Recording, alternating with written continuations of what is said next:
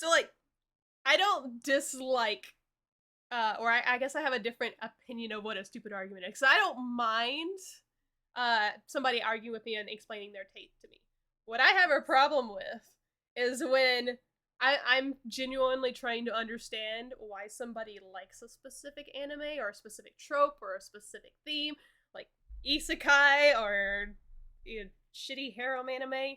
And I just want to understand it, and people are giving me an argument back of why they like it, and of course the argument's stupid, and I'm trying to understand the stupid argument, and then 30 minutes into this argument, they're like, oh, yeah, I don't mean any of that. I was just trying to rile you up. That's what pisses me off.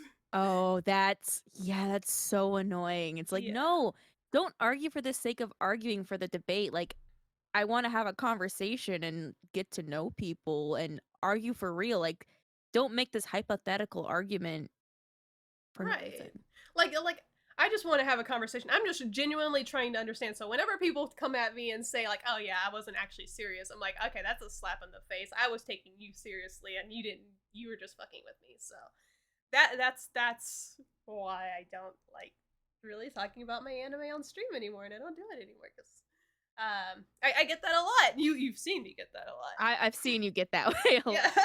So you can throw whatever stupid argument you want at me for anime on this, because this is gonna be completely different, because I know you're not gonna give me some bullshit argument to just I could give you some bullshit argument, but it's not gonna be because I want to give you a bullshit argument. It's gonna be because I suck at arguing sometimes. You can attest to this that I'm not a great arguer or debater. I mean, I'm not either. I'm probably gonna word things really, really poorly throughout this podcast. So, Yeah, same. I mumble and I not mumble. I stumble and get really passionate. I just repeat the same things over and over again. I just forget how words work. So it's gonna be great. Yeah, So yeah. exactly. Speaking of that, welcome to the podcast, everybody. Welcome, Uh, welcome. we are a Rice Ball Conflict. My name is Cyan, and this is Shio. Hi, I'm Um, Shio. we are. This is totally not scuffed and totally not gonna be that's fine. It's but yeah. So like, I'm more of a anime fan. She's more of a manga fan, and we kind of will cover multiple bases throughout this podcast. And let's get into I guess Our why, introductions? yeah, introductors. What who are you? Why did you want to do a podcast? What got you into manga? Like, tell us the Hi. lore. uh, so I'm Shio, as Cyan has already pointed out. Um, I oh gosh, where to even begin? I know I started getting into anime and manga when I was around like 10 or 12, around there. I always had an interest in Japan, but I didn't know about anime and manga until my mom's friend was like, "Here, you like reading. Here's this book." And it's from Japan, and that was all it took, and I've been stuck here since. Um, Which is kind of funny because like you're one of the few people I know that got into it through manga and not through anime. yeah, I don't know how I managed to avoid every single anime out there until I started reading manga. I'm like, well, I don't know how I avoided Pokemon till now, but I did. I mean, I also avoided Pokemon till now, so we at least have that in common for sure. But yeah, no, because like most people they get into manga a lot later, and even me, I got into manga probably not until my 20s. So for you to get into it much younger, I think that's probably why I steer more towards manga than anime. That's probably why you also steer more towards anime than manga. oh no, I definitely have a lot more reasons why I steer towards anime towards manga, and we can get into that later. I mean, because well, you're also a book reader as well, and I also read, but like, so that was probably an easier transition, I guess. Yeah, it, the library and accessibility were a big thing too. So So, what manga did you start out with? Do you remember which ones were the earlier ones? I do, but I'm gonna save that for later. Okay, okay. Uh, what about like what was your dive in point? Because like that got you started. What got you into like getting into it more, like with conventions or content or YouTube or? I think it was just like because at that point I was still like I love anything Japan can throw at me stage. In life, which I had that like dazzling eye of it since like I was 5 years old. Granted, Mhm. now I no longer have that dazzling eye like ooh anymore. But The weeb back then, gaze. you told me something was from Japan and I consumed it. So anything I could get my hands on, like I said, my library was a big source of that. So it's just I just kept grabbing any title my library had over and over and over again. That's And fair. then you find the World Wide Web opens up a lot of things, and you start learning about illegal activities such as pirating Oh my god. because you are broke a broke child who has no means of money. Let's be real. I've seen your manga collection. You're probably still a broke adult with the amount of manga you buy. Shh, don't call me out like this. Listen, the library we have behind us in this setting is probably equal to the library of manga you have. Oh, if they were single stacked, probably. If you had that many bookshelves, they definitely would be. Yes. But yeah, so I know you've definitely gone to like conventions and stuff like that. When did that start? If we don't have to dive too much into that, but I know you've gone to a few. Yeah, I've gone to conventions in yeah, so I started going to conventions in like high school. I was one of those high schoolers that like didn't drive until like actually I didn't drive until I was an adult. So I couldn't get around, so my conventions I went to were pretty limited. So I went to first ones in like 2009 is what it was. Okay, And I was like a freshman in high school and I was just like glittery eyed at everything. I went to a small one and a big one. And then after that, I didn't go to any until after college because I just couldn't get anyone to take me. that's fair. Because I don't know exactly where you live, but turn around that area, I can't think of too many conventions that probably would have been uh, within easy driving distance. I got a little spoiled on that with being in Texas, and there's like one every week out here. Um, but yeah, so like what was did that open up any more doors for you? Because I know that opened a lot of doors for me for like anime and being able to buy stuff. Yeah, so I was aware that there was merch. It's kind of opened up the awareness piece. But it made me more aware of the fact there's a whole industry behind manga and anime, not just that it exists and it's in Japan. That's fair. Um, but I didn't start buying stuff until long after college because I kind of had like a little falling out with anime. But back stronger than ever. Yeah.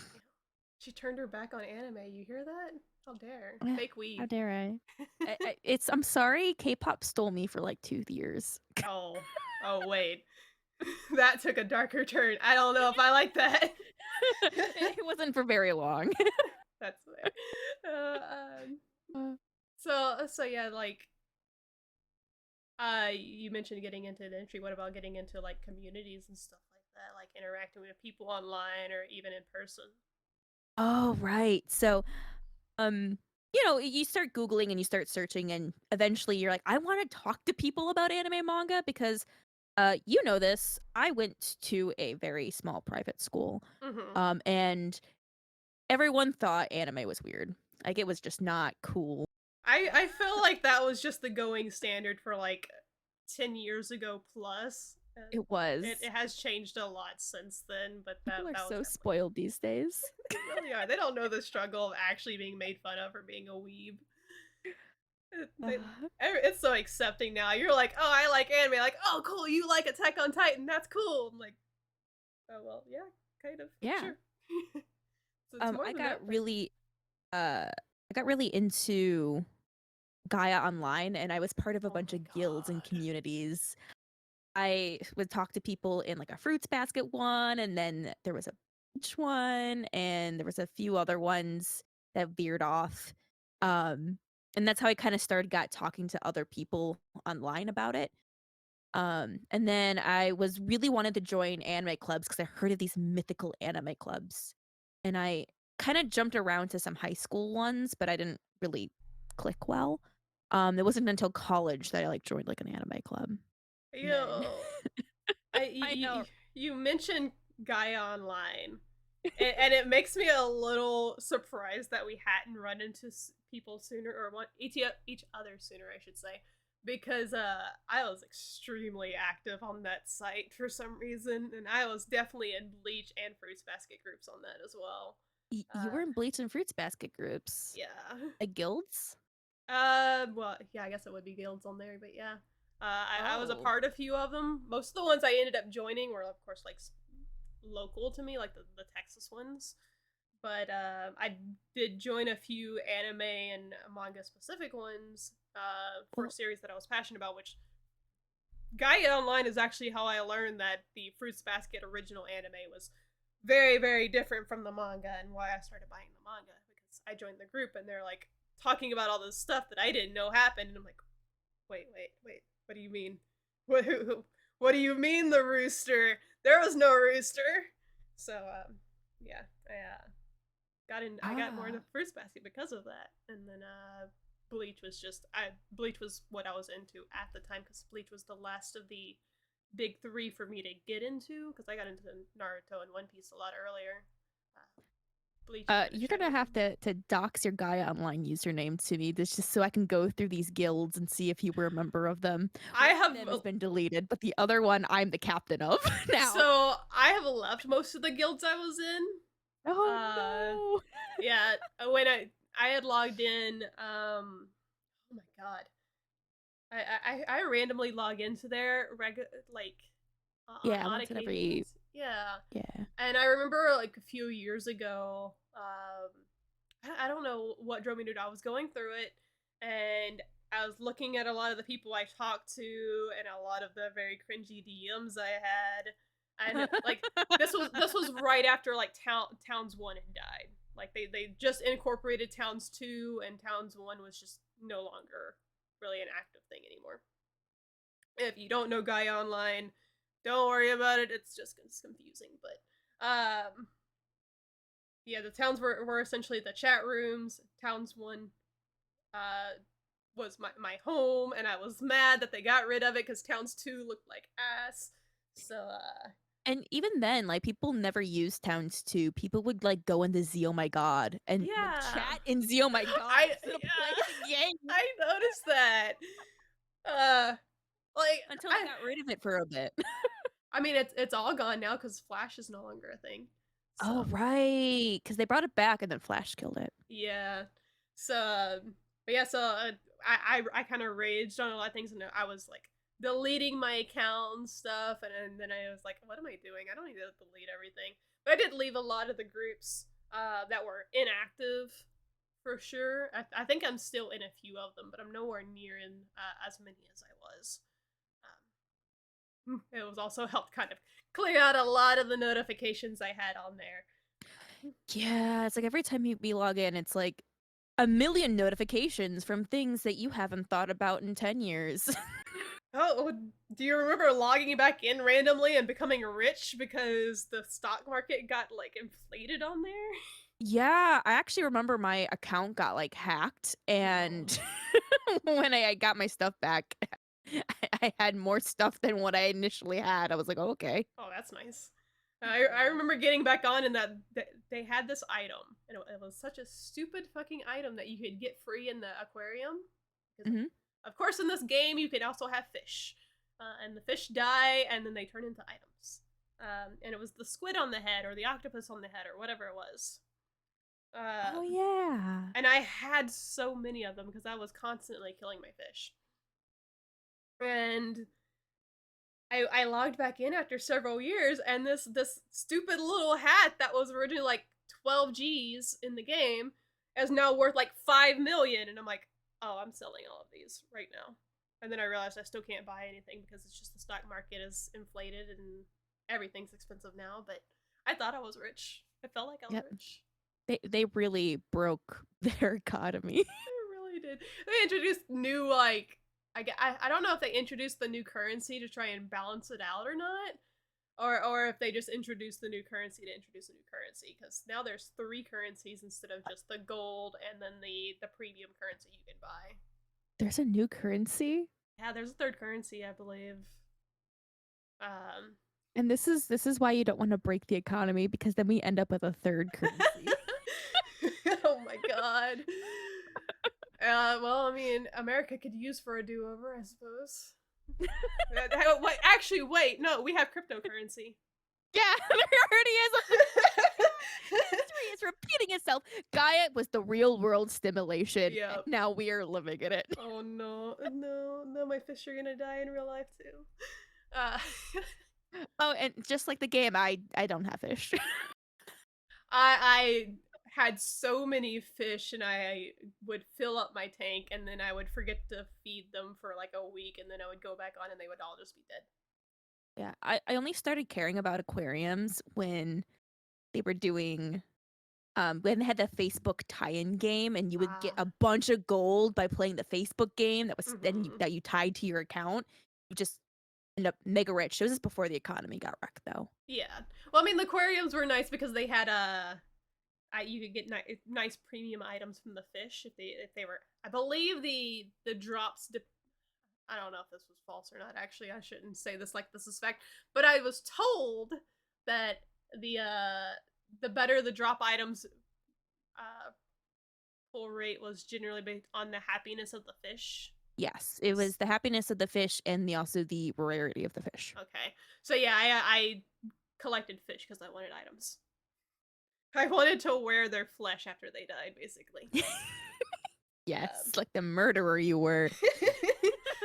Oh, I had some pretty sick outfits in there. Oh my god, the evolving outfits too. I remember saving up for those. I mean, I would just buy bits and pieces. Well, people would do like giveaways and be like, "I'm giving away my stuff because I'm leaving the site," and I just got a lot of items that way. I I bought a lot from the marketplace from time to time, but it was generally I would have a set idea of what I wanted my character to look like, and I would like get all the pieces for it eventually, and then I would decide like a week later, like, okay, I'm bored of this outfit. I want a new one. Yeah, like you would use like tech to like make a like a wish list avatar. Yeah, Yeah. it was fun, and I even had a couple times where I cosplayed in Gaia Online, and realized that was a mistake because the anime community on there is it's something, that's for sure. It was something. It was a time to be alive. It really was. I think that was actually my first big introduction to like the bad side of an anime community to a way, because I never really had, well, I shouldn't say never had bad experiences with anime fans because there was my ex-boyfriend, but I never really had negative um feedback from anime fans back then.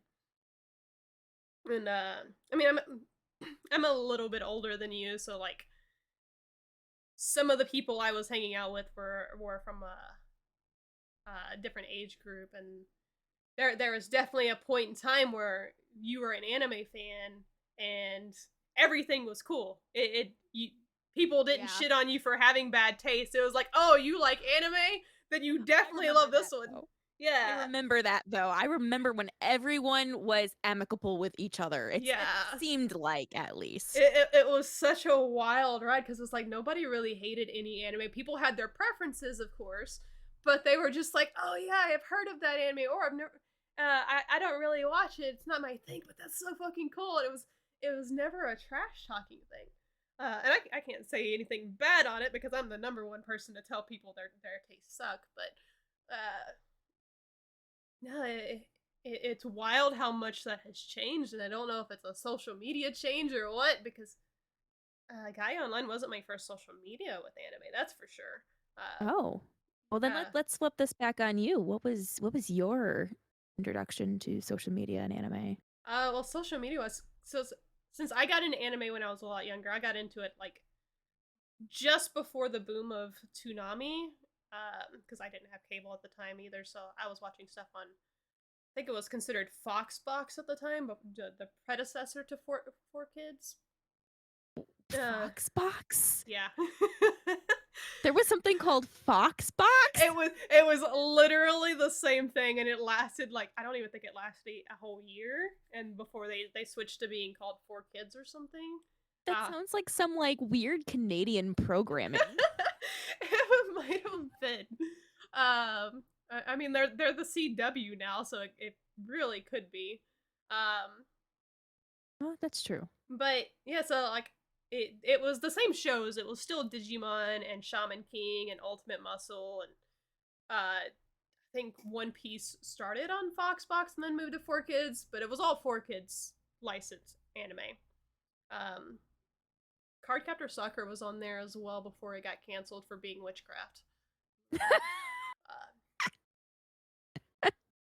But yeah, so I got into anime there, and then moved on to Toonami, and yeah, internet wasn't a thing for me early on. Um, Internet wasn't widely available to begin with. We were getting our internet from AOL discs that we Yeah. got into the mail for like, here's 20 hours of internet. There, and I didn't know about any kind of streaming sites if they existed at the time, which I don't think they really did. So all my anime was consumed either via TV or my older brother, who I got into Dragon Ball Z by forcing him to watch it with me every time he visited. And then he was like, "Oh, by the way, yeah, this thing you've showed me is called anime. It's from Japan. Here's Princess Mononoke. You should watch it." 10-year-old me should not have been watching Princess Mononoke, but I feel like that was probably a little too dark for my sensibilities at the time. But it was my favorite, and every time I went to visit him, I watched it every time. And that moved on to me moving to, I was living in Houston for a while when I was younger, and they had a VHS shop that started selling DVDs. Like they had just started selling DVDs. I'm really it was dating the myself. great DVD switch. I am dating myself so hard on this. Yeah, I think I was like, I would have been like 14, 15. And DVDs were starting to think, and I would go in there, and they would have anime. And I would just buy whatever they had. I didn't care what it was. My mom didn't care what it was. My mom wouldn't let me watch Disney movies, but this Japanese anime, my brother said was okay, so she let me watch it. And I still have all the DVDs I bought from that. A lot of them I ended up buying. I would get like the first DVD volume of it, and I would never find the rest of it. And it took me like 2 decades to end up finding the rest of it. But I didn't have any contact with anybody else that was into anime other than my older brother, because I mentioned it at school and I got made fun of, and then I was homeschooled for a while, so I didn't have that opportunity. So I think it was my first online community interaction would have been when I was maybe 15 or 16. I was still in homeschool, and I was doing my classes online, and I was feeling a little daring, and decided to venture onto AIM and Yahoo forums. Oh, I remember this. Yeah, I was going into chat groups, not understanding why these probably grown ass men were asking ASL, which I soon learned to mean my age, sex, and location, and I definitely should not have been handing out that information, but I was talking to anime people, and they were all really nice. Oh my gosh. You're just giving me all of the flashbacks. Like, oh yeah, I remember that. Oh yeah, wow. yep. Oh, there was another thing. So like, and this is just a little extra tidbit. So in Houston, we had a channel, and I don't know if they still have it, called AZN. It was Asian television, and it showed a lot of Chinese, Korean, Taiwanese music videos and dramas and such, and it also showed anime. Anime I should not have been watching at 13 years old, as I have gone back and watched them as an adult and realized I was watching straight up yaoi. Yeah. Yeah, so that was my introduction to yaoi without me even realizing I was watching Boys Love. Granted, it wasn't very like graphic.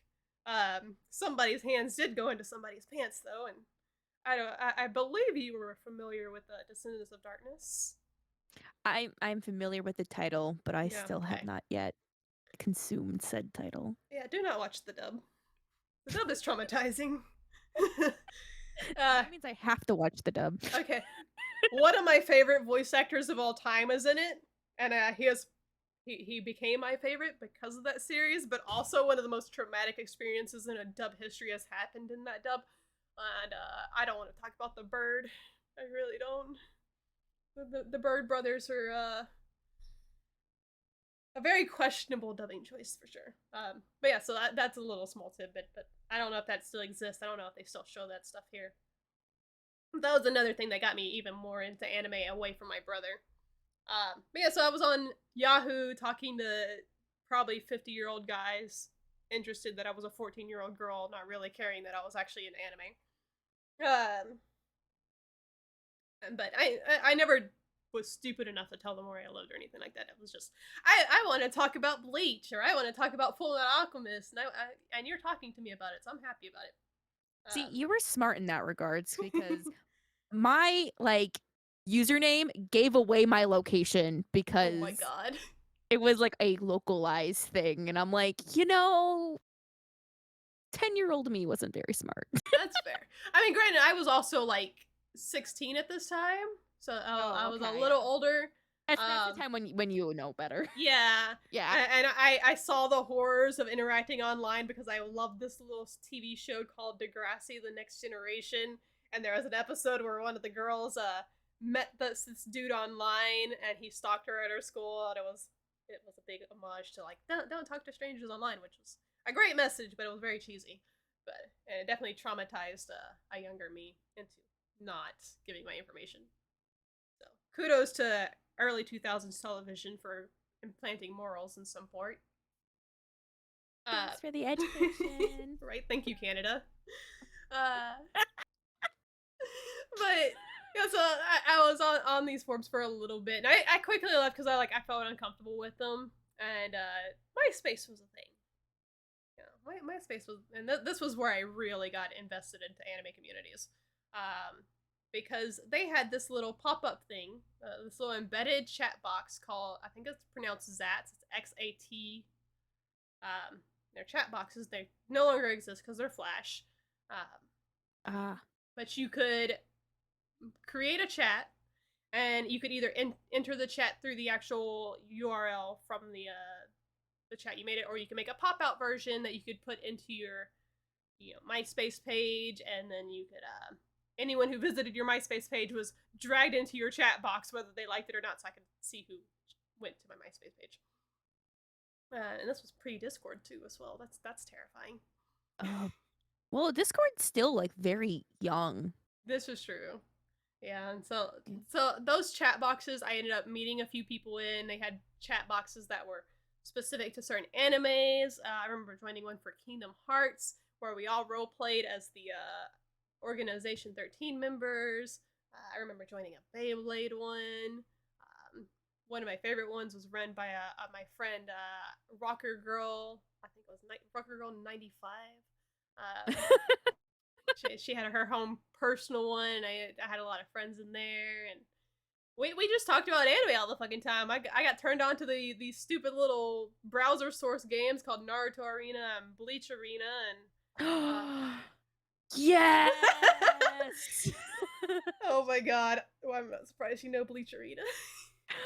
I played the Naruto arena more than I played the Oh Bleach really? one. Well, Yeah. the Naruto one was more balanced, from what I Yeah. understood.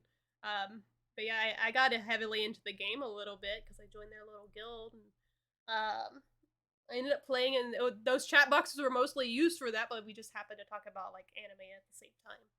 So that was my main like introduction to anime communities, was just talking with these people and cringily role playing as anime characters in some of them, and deciding I'm going to start an entire chat themed around hentai, and went down a very dark route. And I was in these chat groups until I was probably 2022, 23. Which I was already going to conventions at this point as well. I started going when I was 18. And Lord knows I got sucked into the anime circuit a lot harder than most people do. It turned into me going to 9 conventions a year for 8 years straight. Yeah, you've gone to so many conventions that I can't even keep track of how many you've been to or where Well, you've been. so that's what I was saying earlier. So like Texas has a lot of conventions, especially now, and they even had a lot back then. Because like we had one in Austin, we had 2 in Houston, 1 in Dallas, 1 in Lubbock. That started up, and I don't know if that one's still around or not. Um, there is 1 in Fort Worth. There's multiple in Austin now. There's 1 in San Antonio, and then I was closer to the Louisiana side, so we also had MechaCon and CypherCon, which are like 2 hours out from where I was living at the time. So most of these conventions were within a 2 or 3 hour drive of me, and I started going to these conventions because my ex at the time brought me to my first one, and he went to them with his friends and drug me along. And after I dumped his ass, I continued going. You know, I delved more into it after I broke up with him, and I started volunteering. I started working as staff for a couple of them. I Yeah. started hardcore cosplaying for a little while, until the community started getting toxic, and then I turned into a toxic cosplayer by cosplaying things that people didn't want to see just to tick them off. And then I just threw it all away, and I was like, around the time I kind of got sick of it, was around the time that right before the big beer virus kind of took over the world. I was kind of getting to the end of like, I don't want to deal with these toxic people anymore. I don't really want to, do this. And then COVID happened, and then I started streaming, And then we met. and then we met. We we met in an anime YouTuber's Twitch chat. Yes. And it has come full circle. It has come, yeah, it really has come full circle. Yep. It's oh, go ahead. I was just gonna say it's funny because like we just we saw each other around, and I think it was just we'll go ahead and say it. Shout out to the anime dude for having the amazing chat that we both met in. Yeah. I don't know what the conversation was, but I remember a certain anime got mentioned, and then my ears perked up, and I was like, "Oh, you know this anime?" And you're like, "I love this anime," and they're like, "Okay, I'm DMing you," and we just started DMing and talking about it. Yeah, because I definitely remember seeing your name around, and then we were also, I think there was like Among Us games that were being played, and we would like participate and hang out that way too. Yeah, It was a lot of fun. I kind of got kidnapped into those. Not gonna lie, I, I expressed some interest in doing it, but I was too scared at them because this was right before I started streaming as well. So I was like, I don't want to impose. I don't really know these people. And then there was somebody who's like, "Oh no, you want to play? You're taking my spot. You're gonna play right now." And then I got drug into them. Not that I regret it. The individual who did that is a very good friend of mine, but god damn, did I get social pressured into that. See, I was just used to jumping in any place, whether I was welcome or not at that time. Fair. Like, yeah, I want to participate. Let's Yeah. go. No, but I think I was so used to the toxicity of like the cosplay community and the politics that went into a lot of the anime drama that came along with it, that it was really refreshing to kind of interact with you and Jordan and a lot of the other people I'd met in the community. Not saying everybody in the community has been very forthcoming and very easy to deal with, because there are definitely some bad eggs, but like it showed me that there were still people within the anime community that aren't complete bigots, I guess.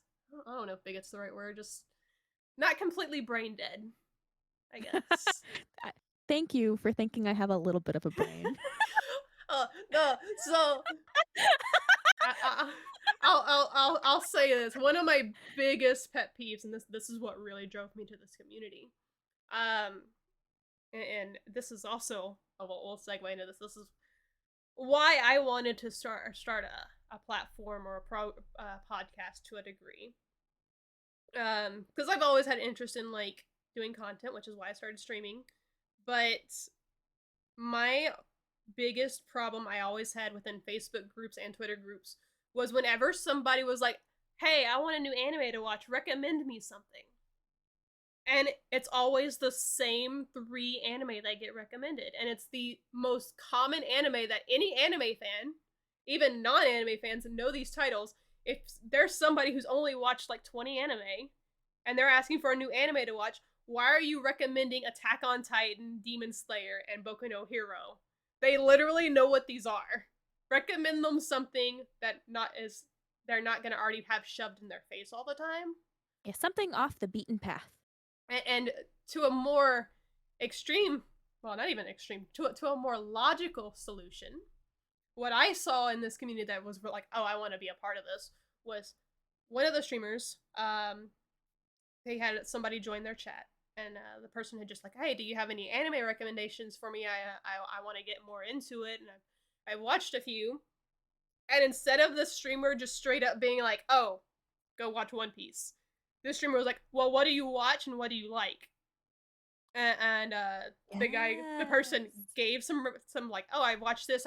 This is my favorite anime so far, and the streamer ended up giving a recommendation based off of that. And I was like, there are people with brains. Oh my god, there are people in the anime community that actually know how to recommend an anime. And I haven't seen that in a long while because, again, when I first started watching anime and even when you first started getting into manga, people didn't really care about what you liked and what you didn't like because you just kind of wanted to watch everything. Everything was good. Yep, everything. Your recommendations were just like, all right, I've watched everything on Toonami. Tell me something that's not on Toonami, basically. Yes. Which now it's everything's at your fingertips, so it's a lot easier to just watch everything that comes out every season. So it was nice to see somebody, you know, recommend something outside of just, here's the staple recommendations that I answer every time somebody asks me this. And Yeah, it sounds like it was like also refreshing to have someone curate something that's like this is a recommendation that I think you personally is going to like because I know it has elements from XYZ of what you liked. exactly, and yeah, it's really really nice to see something like that, and it doesn't happen enough in the anime community. Now, granted, I don't remember exactly what he recommended, but I do remember what he recommended was something that was still, I feel, slightly base value and something that's slightly new and a recent anime that had come out, which I don't fault that. It's depending on how big you are into the anime community would depend on how well you are familiar with a lot of these titles, but it was definitely still something that people were kind of talking about. And I've always been the type that we have decades worth of anime that have come out at this point, and a lot of anime fans that have shown interest in anime in the past 10 years have not gone back and watched things from the Toonami era. Like, they know what Trigun and Cowboy Bebop and Outlaw Star are. They've never watched it. They just know it's good. They've been told it's good. So I've always been the one like, okay, well, you know what these are. You need to go watch one of these. Or here's another show that aired back then that didn't air on TV or something like Get Backers or Heat Guy J or whatever random show I managed to snag at this DVD store when I was 14 years old. Yeah, something that's just not as accessible now. Mm-hmm. But like, it's still good and deserves to like still be kind of remembered in a way. Uh, what about you? I never actually asked how you got into this specific community. Um, I was looking because so I was part of a big. I'm just gonna say so Fruits Basket's coming out, and we were talking about Fruits Basket so much, and I love it to death. But I wanted it was getting to the point where I'm like, okay, I want to kind of go switch gears and listen to more like shonen stuff that because I switch between them frequently. I'm like I go on a sojo kick, then a shonen kick, and I just kind of go back and forth. Mm-hmm. So it's kind of at the end of my shoujo kick, and I wanted to pick up on my shonen kick. And that's kind of where I was, and then kind of getting back into more seasonal stuff because I was watching something seasonally. Okay. So I was looking for more people who kind of were regular anime watchers and regular manga readers, so I could have people to talk about the stuff with again. Sure. Because while I had great friends in my community I was in, uh, they weren't keeping up with the new titles. It was just Fair. like me being like, "Hey, this title, I'm busy." I'm like, "Okay, I get it." That's um, fair. so then I was out looking, and uh, where we met was someone who I've been following for a while, but hadn't fully dived into their content yet. Okay. And then ended up liking it and really enjoying it. So Okay. Because yeah, you were already like an established member of that community when I had joined in. really, I didn't really think so. I I was still new at that time too. I had lurked around a lot, and Jordan was the anime dude was the third person from that community that I had started following. Because the first one is the one I'm the biggest fan of. That I will not out myself on this podcast yet, but anybody who knows me knows who I'm the biggest anime fan of for anime content. Um, and then the other one was the podcast that he was hosting, and then by turn I found the anime dude. So I had been lurking around other communities that are adjacent to his uh, before I had found my way into that one. So, and I'd only been in there a week when we met. Yeah. So, I don't yeah. know. I think I saw you around in other people's chats though too.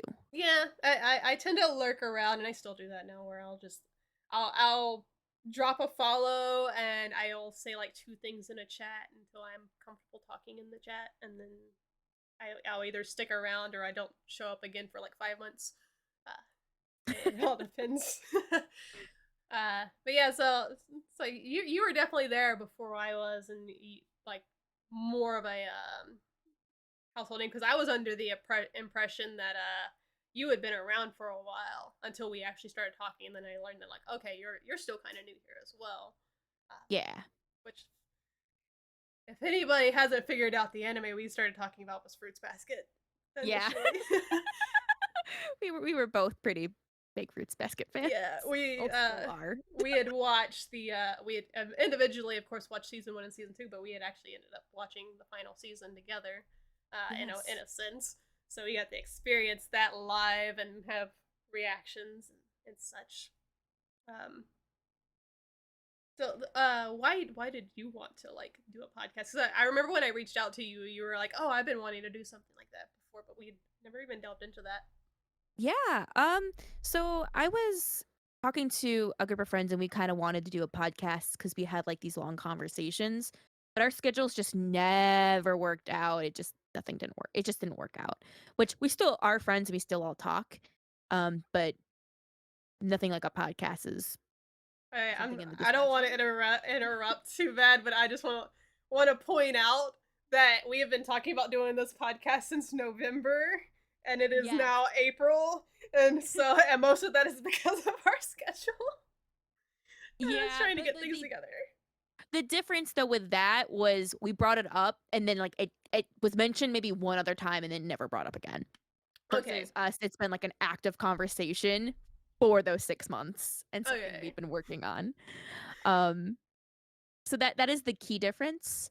That and I wanna be able to talk about series that I think more people should check out. Not just stuff that there might be something here and there that like there's a large group of people that have checked out already, Hmm. but I kind of want to bring light to the titles that may be overlooked or are in the shadows that people might not be fully aware of, or ones that are like that people are excited to hear about because people aren't talking about them. True, and there's a lot of that with manga, because unless there's about to be an anime about it or like the large community is talking about it, it kind of just flies under the radar. Because even I don't know about a lot of manga that don't have anime adaptations because most of the manga I end up reading is anime that didn't finish, so I just went to go read the manga to finish the story. Um, I have very few. They're manga only that I ended up finding. Manga's a lot harder to like, I guess, breach if you don't know how to, in a way. Yeah, and it's gotten, I say, easier only within like the last 2 years because there's a lot more titles that are being more accessible. And with the different apps like the Shonen Jump app, now Kodansha's gonna have K manga, the Manga Plus app, like it's all at our fingertips, like you said with anime. Mm-hmm. So it is easier to discover manga within the last like 2 years than it was before. Oh, for sure. I mean, granted, that's gotten true with both mediums, and I feel like Yes. anime is going to bring that up regardless. Granted, I think anime is taking a very dark turn with us having very big companies with their fingers into the anime community, and everything being divided because people aren't really watching the stuff that's on Amazon Prime or Disney or Netflix as much as at least not the hardcore anime fans. They're watching the stuff that's on Crunchyroll or quote unquote. Or High Dive. But I don't know a lot of so, people that are watching High Dive. I think that we're gonna see an influx of them with this season. Oh yeah, because they're definitely been picking up some major titles that I've Yeah. seen. Because they picked up a couple last season, and I'm like, I'm mad because I want to watch them, but I don't. I stagger my subscriptions. I already told you if you need to borrow an account. True, because they're this is kind of news which I genuinely don't do like high end news of like current stuff, but Verve is shutting down officially. So You were the first person I thought of when I saw that. yeah, I I know logged you in. really liked it. I like their interface and their app has always run a lot smoother for me on desktop than Crunchyroll's has. And Funimation's has always been kind of ass, so I'm glad it's gone. But Verve had everything on it because it had Crunchyroll and it had extra stuff on there that isn't on Crunchyroll, which was a lot of older series that I like to go back and revisit. And yeah, they've officially. I logged in the other day and got this big thing like, oh, we are officially shutting down and most of our properties will be on Crunchyroll. I'm like, yeah, but not all your properties. So I'm losing that and I'm a little sad because that means I guess I'm gonna have to make sure I don't pay for it again for another month. I'm gonna have to sync up all my shit over to Crunchyroll so I know what episodes I'm on for One Piece and Boruto and anything else I'm ongoing with, which is a lot more than I should be ongoing with. See, I was lucky because I used my Crunchyroll account to get into VR, like to log into VRV. Fair. So I didn't have to pay for any other subscription fee. Yeah. But I liked VRV because they're oh, what's it? The words I'm looking for. Their interface for their mobile app is Mm-hmm. a lot cleaner and less clunkier than the It Crunchyroll is. one. Definitely works a lot better because Crunchyroll, I can barely get an episode to load on my phone. Mm-hmm. VRV, I can almost always get it to load, no problem. It's the same with their PlayStation app as well. Because when I didn't have my PC for the past month, which is one of the reasons why the podcast also got postponed, was my PC died. I was watching anime through the PS4, and I have the Verve app on there, and it's so easy to use, and it runs so well. And the Crunchyroll app does not run as well on there. And it also the sound effects are slightly enjoyable for the Verve app, which I'm gonna miss because it does this nice little soft popping noise for when you like select something, and it's not Pop, like pop. yeah, it's kind of like a almost like popping bubble wrap type noise, and it's kind of ASMR. I'm like, okay, I'm between my episodes, I get to hear the little pop of me selecting. You're just like, ooh, here's my between the episode twinkle. Yeah, it seems like a weird thing to be excited about, but like so many times in like apps, like the noises and like the things are just like, okay, this is really generic sounds of like me clicking or shuffling through titles. The Verb one was kind of unique, and it was kind of refreshing to have something that was unique to it. I'm gonna miss it. Yeah, you did well for the length of time you were around, Verve. We'll Yep, miss you. definitely gonna miss you. Uh, gotta go to Crunchyroll now. But I I think mean, the hardest one is gonna be trying to figure out where I'm at on Natsumi's Book of Friends. oh yeah, Because that's a the way the worm that seasons are so fucking difficult to figure out. Grant, they are technically numbered, but they're numbered in Japanese. technically. So, and then some site, I don't know if Verve has them individual based off of what season they are. No, Yeah. Verve has them. Verve has them all together, I believe. I think Crunchyroll is the one that has them separated. So, They do and they don't, but I think they're also missing parts too because I went to oh, go look and I thought I saw a part missing. I'm like, wait, but then where's this part? Or oh is boy. it I got so confused and that's half the reason why I haven't tried to watch the anime. I'm like, I just recently bought like the first few volumes. I'm just gonna read it from the beginning. It's fine. There. Yeah, no, I enjoy the anime a lot. I'm really behind on it. I need to watch more of it. But it's my comfy anime that's like when I don't want something that's gonna like destroy my soul, or I don't want high impact fighting anime. I go to Natsumi's Book of Friends where I can just relax and watch this wholesome show take part. I thought people did get this like mentally destroyed in Natsume's Book of Friends. I've seen There a lot of people getting like mentally distressed over it. there are moments, but they're not like they're not as frequent. Like there was definitely some in the first season when you kind of get some of his backstory, and there's some really wholesome moments when he's making friends with some of the humans and stuff.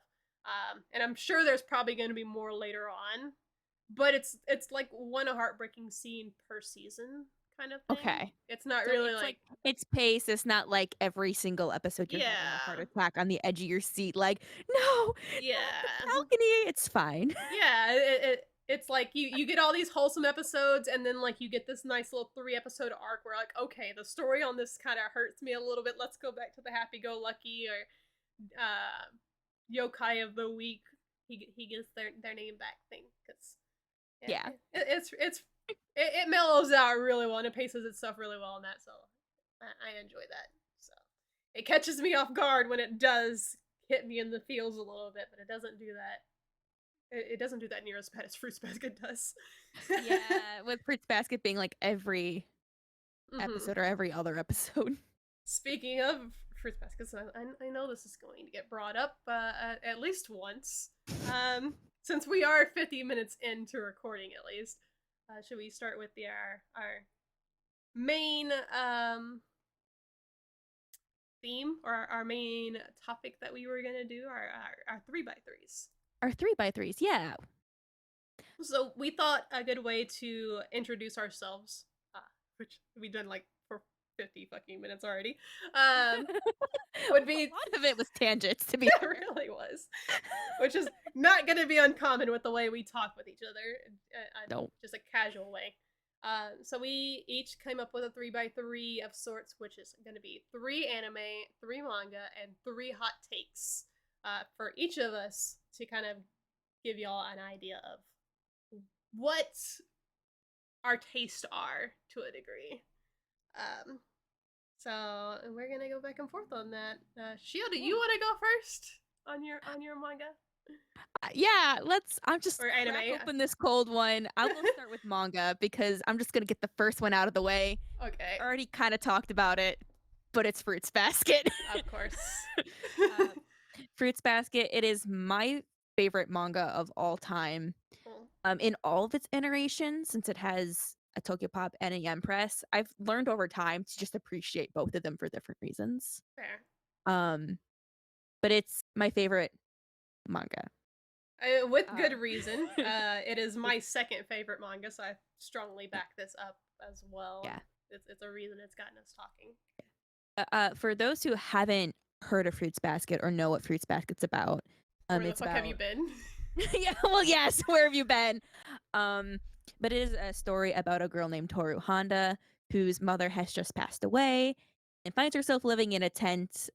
Um, some people who the property on which she put her tent on was owned by the Soma family, And after a nice little landslide, she ends up staying with them and learns their family secret. And I'm going to leave it at that because it's so much more fun if you're surprised. I'll add to this that what you think the family secret is in the first couple episodes is not even the tip of the iceberg of the secret. So No, it's so unbelievably good. Like the character development and the story progression and the characters, it's so good. I just yeah, love it. it is an amazing show and series because it's one that it constantly breaks you down emotionally and like just like kind of leaves you raw for a few minutes, and then it goes into this wholesome mode where it slowly builds you back up just to tear you down again over and over again. So if you like emotional stuff, if you like getting invested in your characters, Yeah. Fruits Basket's There's also like so much like every single episode there's so much you can discuss and dissect and go through that ties in and like future episodes, early episode like it's just so well interwoven. It's just definitely it's it. my favorites and no matter what I read or what I consume it's always going to be my favorite. Yeah. It's one of the first manga I bought as well, and I knew you were gonna come up with this, so You knew it was I knew it was gonna come up, which is also one of the main reasons I didn't put it on my manga. There are two reasons I didn't put it on my manga, but that is definitely the main one because I'm like, we're, it's the only real overlap we're going to have for the most yeah, part. that's like one of the main overlaps we Yeah. have. Um, so for my first manga is actually my favorite manga of all time.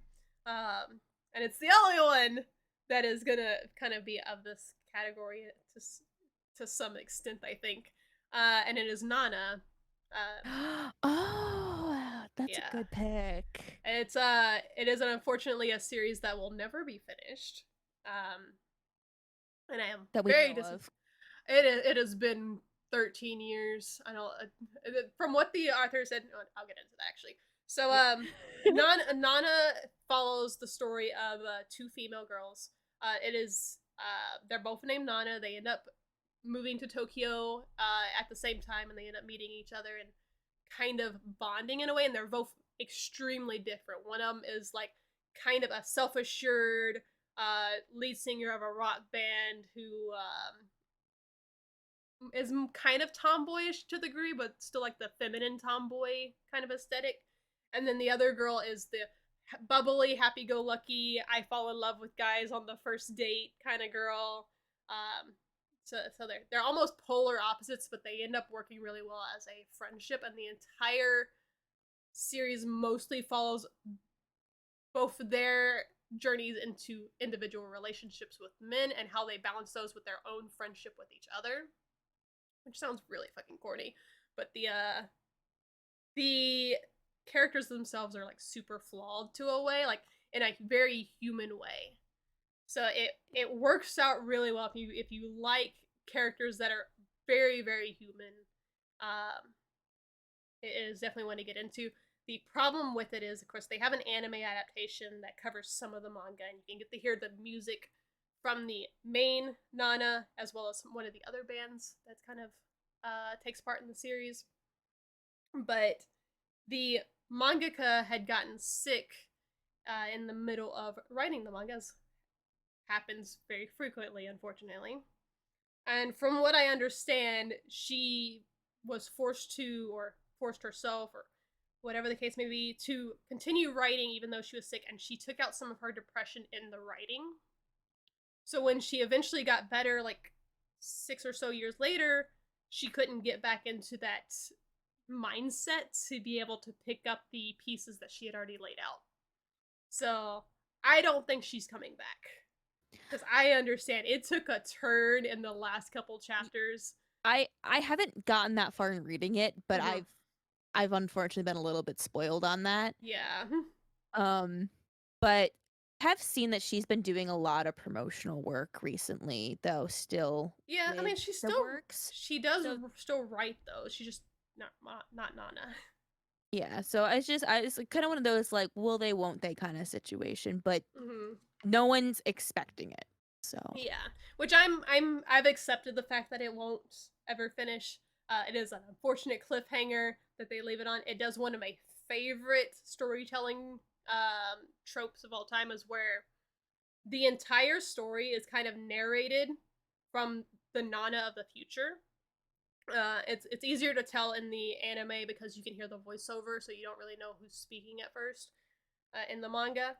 But she'll talk about like if I would have done something differently, would things have still turned out the same, kind of thing, at the beginning of each episode or the beginning of each volume. And then they tell the story of what happened, and then sometimes you'll get glimpses of like present day, which is like several years in the future, and you're like, oh, they're all adults now, and you're slowly piecing together like some of the people aren't here, or like something has changed about this person, and then a few chapters later you'll learn, oh, that makes sense why this person is like this now, kind of thing.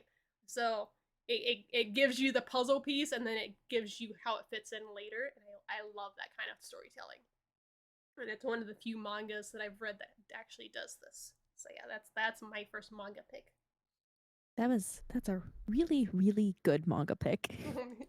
You're gonna hate my second one, but what's your second one? So my second one is actually I said I'd get back to this later. It is the manga that got me into manga. Okay. It is Kodocha. Oh my Or god. you're like, oh, I should have seen this one coming. I actually expected that to be on your anime, but it makes sense for it to be on your manga too. So No, it is one of my favorite mangas. It was the manga that got me into anime.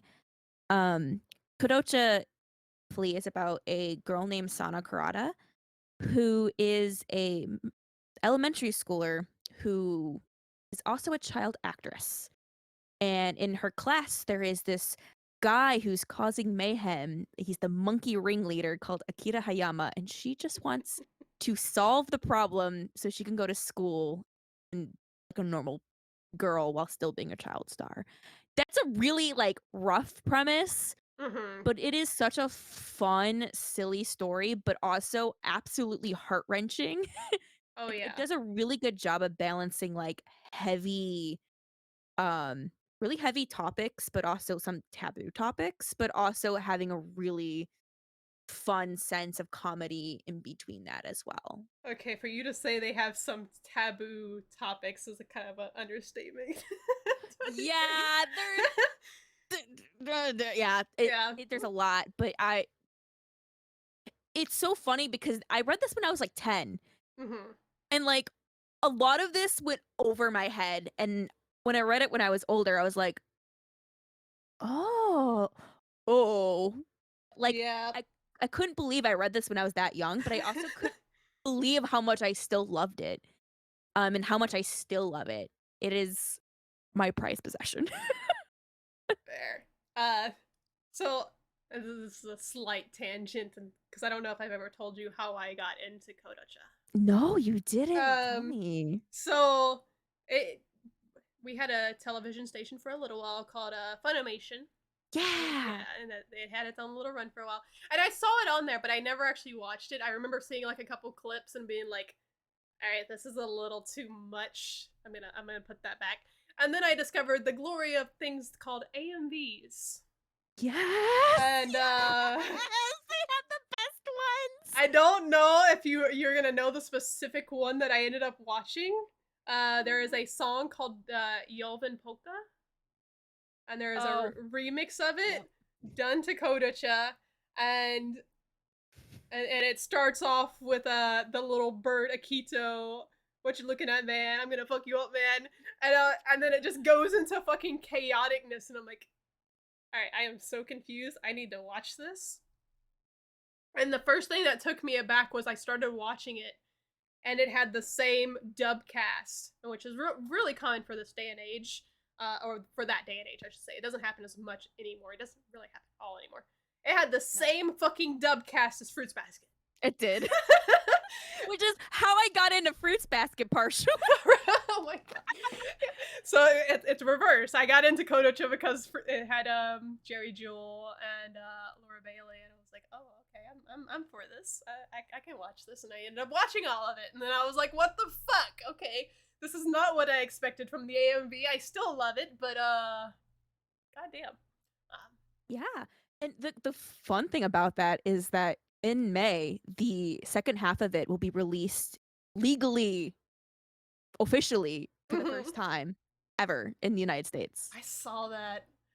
I There's already have it pre-ordered. there's more to the manga though, right? There there is, but they did the thing that anime did back then where they Mhm. kind of spun their own original ending. Yeah, but I was gonna So, say like, would be nice to see if they would. They probably won't because it is kind of controversial, but it would be nice if they, gave it the reboot treatments. it would be nice. The I know the whole last arc, which Mhm. is the one of the debatable arcs, Mhm. Kodocha, they completely cut out. But the arc before that, they took bits and pieces of it in the anime, but they Okay. didn't adapt it fully, Mhm. and that would be really something to watch in this day and age. Yeah. Because even then, like I cry, and I cry, and I get chills. I just like, damn, this was in ribbon. So I'll say that the one reason that like because it's definitely controversial, and I'll say this without trying to spoil it all, but the thing that makes it controversial is that this young girl is kind of really thrown into an adult world of being Yeah, the child star, and she kind of treats herself like an adult when she's still a child, and that is what leads to the problems. So if that's something that's gonna bother you, it doesn't cross the line, but it yeah, does definitely, like, you're like, oh, she should not be doing that. yeah, She should not be talking like that. She is a child, and then she has those realizations sometimes where she's like, oh, I'm still a kid though. And I'm like, yeah. it hurts to a degree sometimes watching it. I I I've love it watched. because you just get to watch her grow the entire time though. Right. She's continually growing as a person, learning where the boundaries are at, but also her pushing the boundaries Hmm. is what ends up touching the people around her too. Right. Uh, and I kind of both love and hate her dynamic with her mom, because her mom's like famous as well, and that's why she kind of like got into the limelight. It seemed like, from what I remember at least. And her mom never really kind of like forced her into it, and never really told her what to do, and just kind of like lets her figure it out on her own. Yeah. So. Yeah.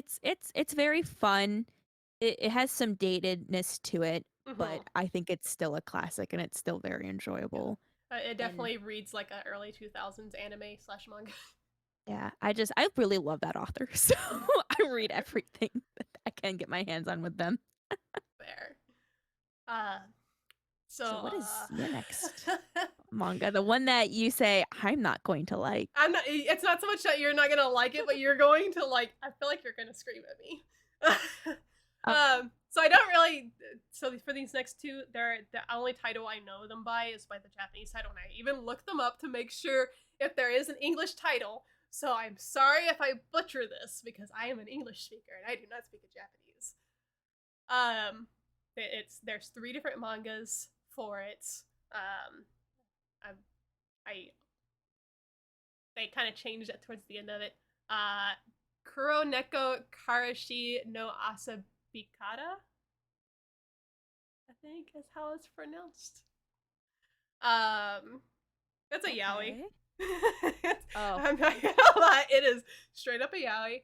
Um, it is the first yaoi that I straight up just binge read. I read the first volume, found out there was a second volume, immediately looked it up, read that one, found the third, did the same thing.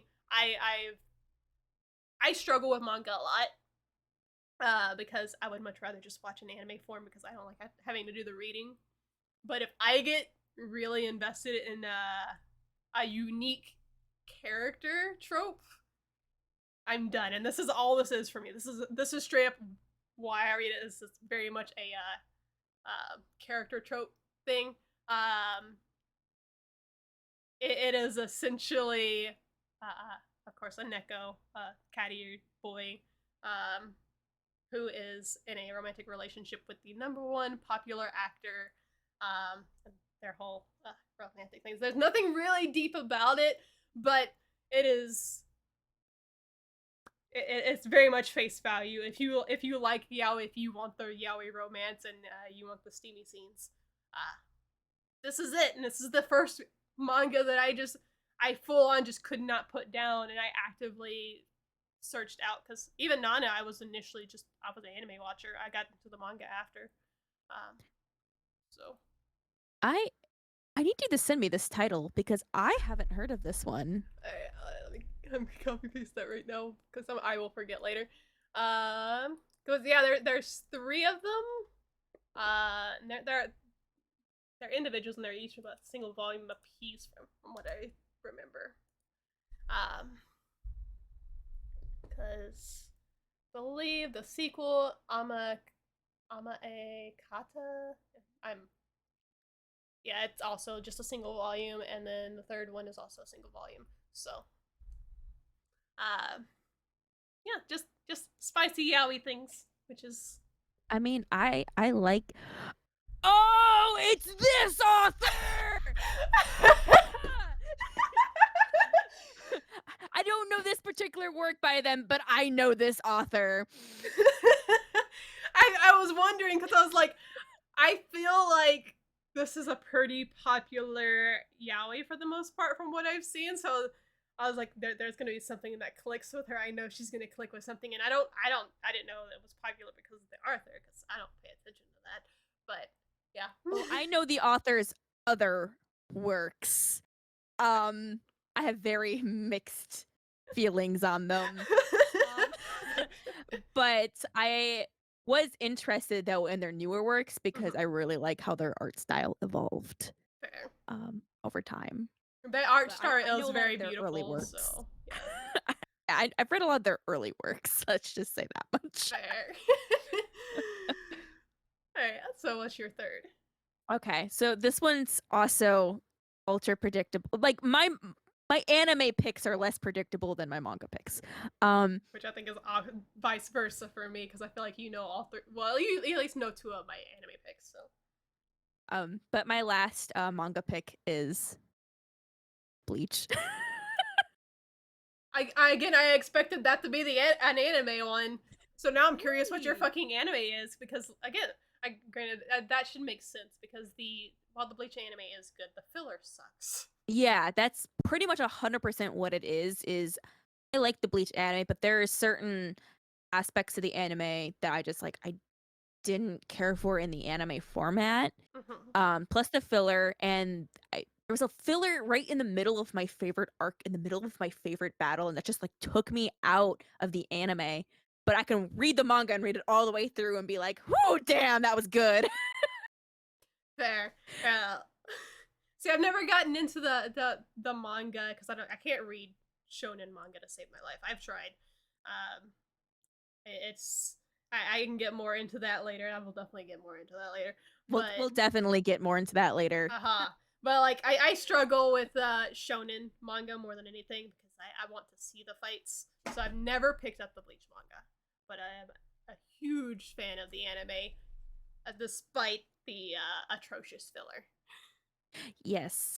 I do love the anime, but the manga, I really love Kubo's art style, even in the beginning. I just think it's really charming, and it evolved to be even greater. I like people always kind of meme on his art style that it's very minimal, but I think that really just emphasizes the story in its own way. I like his style, I like the stories. I think the character designs are really nice. The jokes are funny, the facial expressions. I really like the manga. I really love the world building in Bleach too, and I love the whole universe and the concept of Soul Society. It is, I don't know, it's just one of my favorites. It's probably the series I obsess over the most right after Fruits Basket. Fair. And for anybody who's been living under a rock, if you don't know what Bleach is about, it's about a jerk named Ichigo because his hair is the color of a strawberry and he fights demons with a demon teddy bear. No, that's not all the story of Bleach. Bleach is a story about a guy who's in high school. He looks a little bit like a punk, but he actually has a good nature to him, but he can see ghosts. And one day he runs into a special ghost named Rukia, and she teaches him about the world of Soul Society and that there are bad hollows and good souls, and her job is to basically purify the bad souls called hollows. And due to a twist of fate, he ends up taking her powers and has to cleanse them for her. Yep. And that is the plot for like 10 episodes. Yeah, that's the like plot for the beginning, and then it evolves Mm-hmm. into a lot more. A lot more. But it's really good. It has Yeah. humble beginnings, but it goes into some really great storylines and has some really great characters. Well, it was one of the big three for a reason, and I think Yes. the same could be said for like to a degree at least for Naruto and One Piece, the other two, where Yes. you saying that plot for the first 10 episodes is like saying Naruto is about Naruto who is going to a school to be a ninja, or actually One Piece. Exactly. One Piece is still about One Piece is still the One Piece. he wants to be king of the pirates. That has not changed. Yeah, actually, it's like he's on a ship and he wants to be king of the pirates and find the One Piece. That has actually been the same for over 1,000 episodes. So, Bleach and Naruto have something in common. One Piece is not. I take back what I was gonna That's say. why One Piece is still ongoing. Probably. I thought about what I was saying as I said it. And I was like, oh, actually, no, I don't have an argument for that. My bad. But yeah, no, Bleach was the last of the big three that I got into, and it was mostly because it was really hyped up in my friend group at the time. Because I watched Naruto as it was on Toonami, and I watched One Piece as it was on 4Kids, so I was subject to the One Piece rap in full force without knowing any better. Did not see anything wrong with it back then. Still don't see anything wrong with it now. The thing with Sanji having a lollipop is still weird, though. It is. Yeah. Bleach was like my big introduction to shonen manga Okay. because it was always on the cover of like the Shonen Jump magazines, Mm-hmm. and I remember so distinctly going back to Gaia Online. I remember when I was first getting it, I only had like read a few shoujo series at that time. And my first introduction was, yeah, no, you need to read and watch Death Note and Bleach and Code Geass. And those were my first time hearing of them. And because of that one person on Gaia Online, I watched and read all three of them. Fair. No, God, it's. I would love to say, because I generally always fall back to like, of course I got into anime with the big three, and like I think about it, I'm like, no, my first introduction with shonen would be Shaman King, because Oh. that was on Foxbox. Fox, Fox. I'm telling you, that's what it was called. Uh, It just sounds so fake. it was Fox, and they needed something to call their anime block, so they called it Foxbox. What can I Oh, say? you know what? That makes so much more sense now. But I'm just imagining like this really amateur, not amateurs, but there's this really like poorly cartoon fox Oh my god. that in a box. I want you to look up the logo for Foxbox, and, it's just so you can see how much more simple it is. Oh, you know what? I think I recognize this. I never associated. It is the name. literally the word Foxbox put on a box.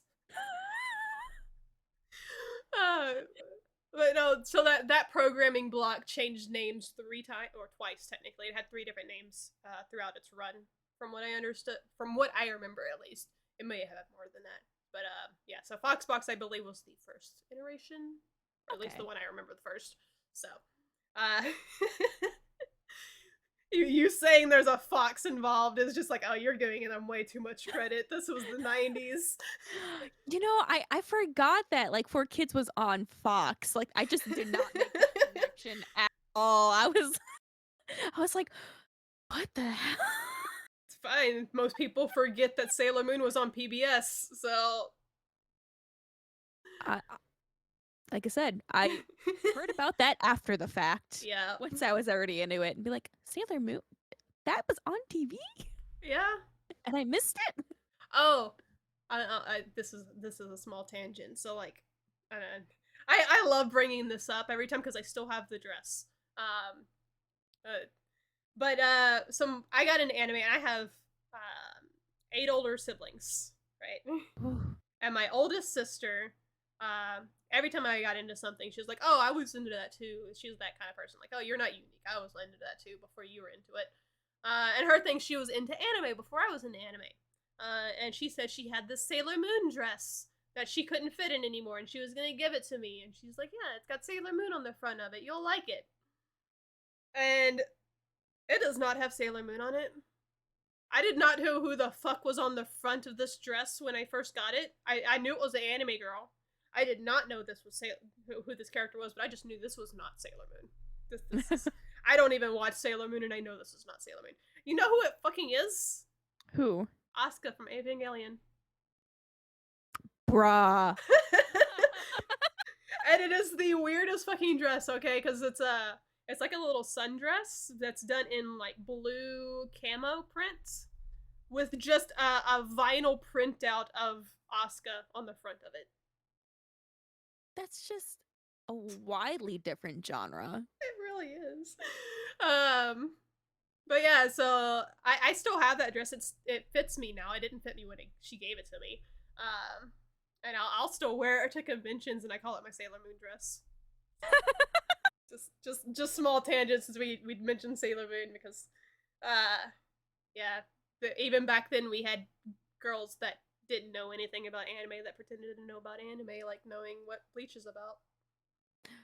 Yeah, well, I mean, we also have people pretending they know about girl shows to show that they're relatable to girls, and really they don't know what the hell they're talking about either. Yeah, which is this. I get on both sides. There's nothing wrong about not knowing everything about a thing. Like, yeah, just be honest. Like, if you don't know, just be like, yeah, no, I haven't checked out. Do you have any you recommend? Like, don't pretend you know something when you don't. Right. As one of my biggest pet peeves is just people that like just come up to me and act like they know more about a subject that they obviously know nothing about a subject on. And I'm like, okay, I'm good here. Yeah, like it'd be as if I was pretending I knew anything about Dragon Ball. I'd be like, oh yeah, there's Dragon Balls and they throw them at the pitcher and they knock them out of the park and people revive from the dead. Not me casually turning my chair and looking at the entire VHS sets of Dragon Ball, Dragon Ball Z, and Dragon Ball GT sitting on my shelf right now. I am the shonen fanatic. Ball Z. Oh my god. All right, so onto my third final manga. This one I don't know if you'll know, but it's again another one. I like it for its trope. I would actually really love to see this one get an anime adaptation, which I don't think it will. It's the anime trope of gender swapping. It is Kanojo ni Naruhi. Again, Japanese names. Sorry for my pronunciation. I do not speak the language. This is why I read things in English. But it's about 2 childhood friends. One of them is like sorry. One of them is afraid of women, and then the other one ends up turning out as a girl because there's some like genetic abnormality now where they're trying to fix the male to female ratio because there aren't enough females to like procreate their Japanese race or something, and it just randomly happens now because apparently humans are doing what frogs do.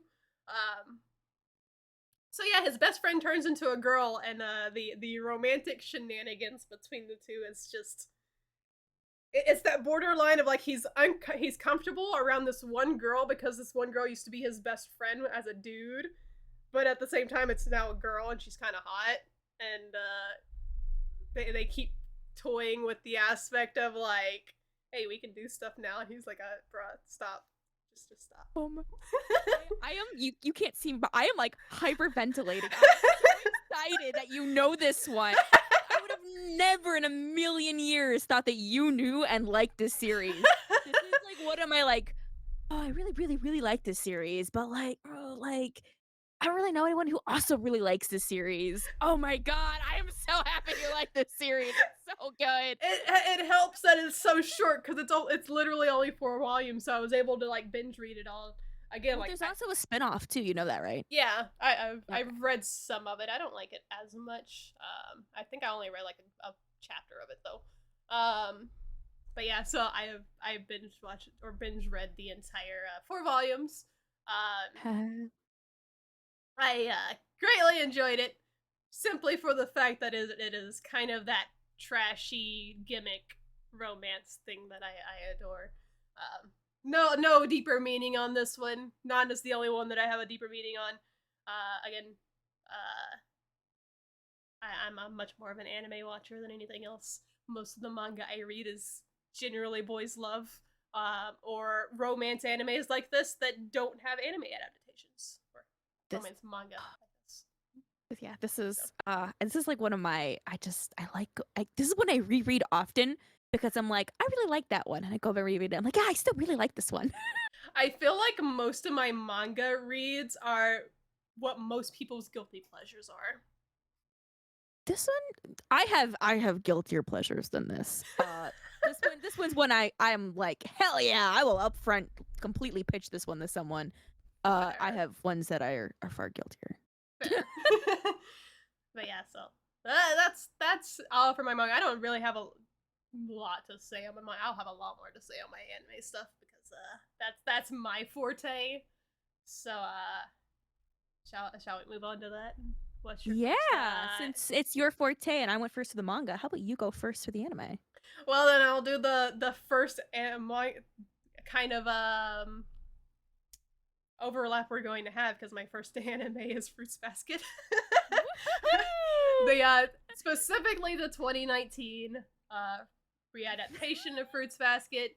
I know we differ on this a lot because as much as we both love the franchise, I have absolutely no issues with the adaptation other than one questionable choice with the dub and one questionable choice that they did with the subtitles, that I will get into later.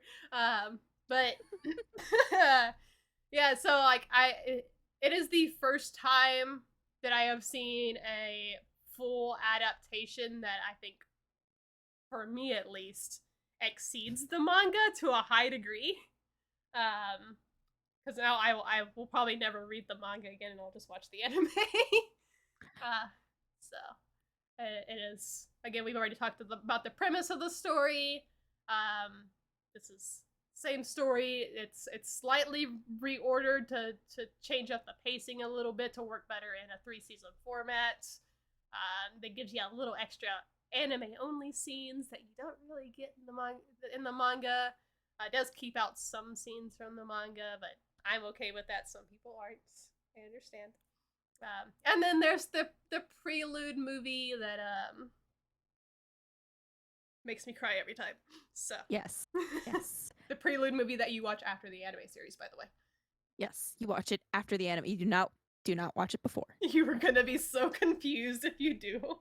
Or if you do, you're just gonna be spoiled on the entirety of the entire show. Yeah, that too. In the first half of the movie. You're gonna be like, I thought they turned into animals. What the fuck is this shit? I don't see animals here. This is when I'm really happy with what they did with the art style of this as well, because as you read the manga, you can see the characters. Like, over a year passes throughout the manga, I believe, like it's a little over a year. And you can actually see these are high school kids, so they are naturally still growing, and you can see in the art style of the manga that they, from volume 1 to volume 23, the characters do look a bit older, a lot older in some cases, but a bit older. And the anime does a really good job of following up on that, because jumping from season 1 to season 2 and season 3, you can see the gradual shift of these anime characters getting a bit older and a bit more mature in the way they're drawn, as opposed to how they were in the first episode. Which I love that. When you have characters that are supposed to fucking age, let them age. Yeah. Talking about you, Pokemon. Instead of letting him age, they're like, nah, we're graduating you. Yeah. Ash Ketchum, the first VTuber, man. God. But yeah, it's yeah, that's my first anime pick. It's the most common one that we will have between the two of us, I believe. So, Well, what's your first? my first one might also be it overlap in interests because I know you like this one too. Mhm. Um, but I also really, really like this one. So my first anime is Katekyo Hitman Reborn Okay. or Yeah. just Reborn. Another anime that needs a reboot. Yes, they have a lot of new merch coming out too right now, and I'm like, Mm-hmm. is there a reboot on the premise? Like, Oh, that would be nice. I don't think there is though because their new, the author's newest work is getting an anime, Mm-hmm. um, which is coming out in fall, and I'm super excited for it. Um, but Katekyo Hitman Reborn is essentially about this middle schooler called Suna, who's just bad at everything. Like he's out on luck and love. He's not smart. He's not popular. He doesn't have any friends, Understatement. and he just is. He's no good. Suna. That's his nickname. And his mom's like, his grades need to get better. And there's a pamphlet in their mailbox, and it's like home tutor, hire Reborn, and she hires them. But little does she know it's planted, and it's what shows up on his doorstep is a baby. And this baby is like, I am reborn and I am a hitman. I'm going to train you to be a mafia boss. And that is kind of where it takes off from there. And it's like one of those series that evolves over time where it's like, it's kind of like more like a comedy at first. Then it kind of devolves more into regular shonen kind of battle style over time. But at the same time, the adaptation's really it's really fluid. The comedy still hits. It's still really funny, but the action is really good and the growth in the characters is really fun and believable. The powers are really fun. Um the storylines are really fun. The the filler arcs too, they're entertaining and they don't take you out of the moment. They're not random. They're squeezed in a way that it makes sense and it's not like going on for eternity. It's touches on characters that you want to see more of, but you don't get to see a whole lot of, but it still ties in with the plot, but also doesn't change anything with builds on essentially the plot that already exists, but doesn't change anything. It's Mm-hmm. really Yeah, I love Reborn a lot as well. So I enjoy the character dynamics they have because like you said it's kind of comedic. But as you were describing the plot, I had one thought that went into my head, and I have to voice it. Go ahead. This is just better My Hero Academia.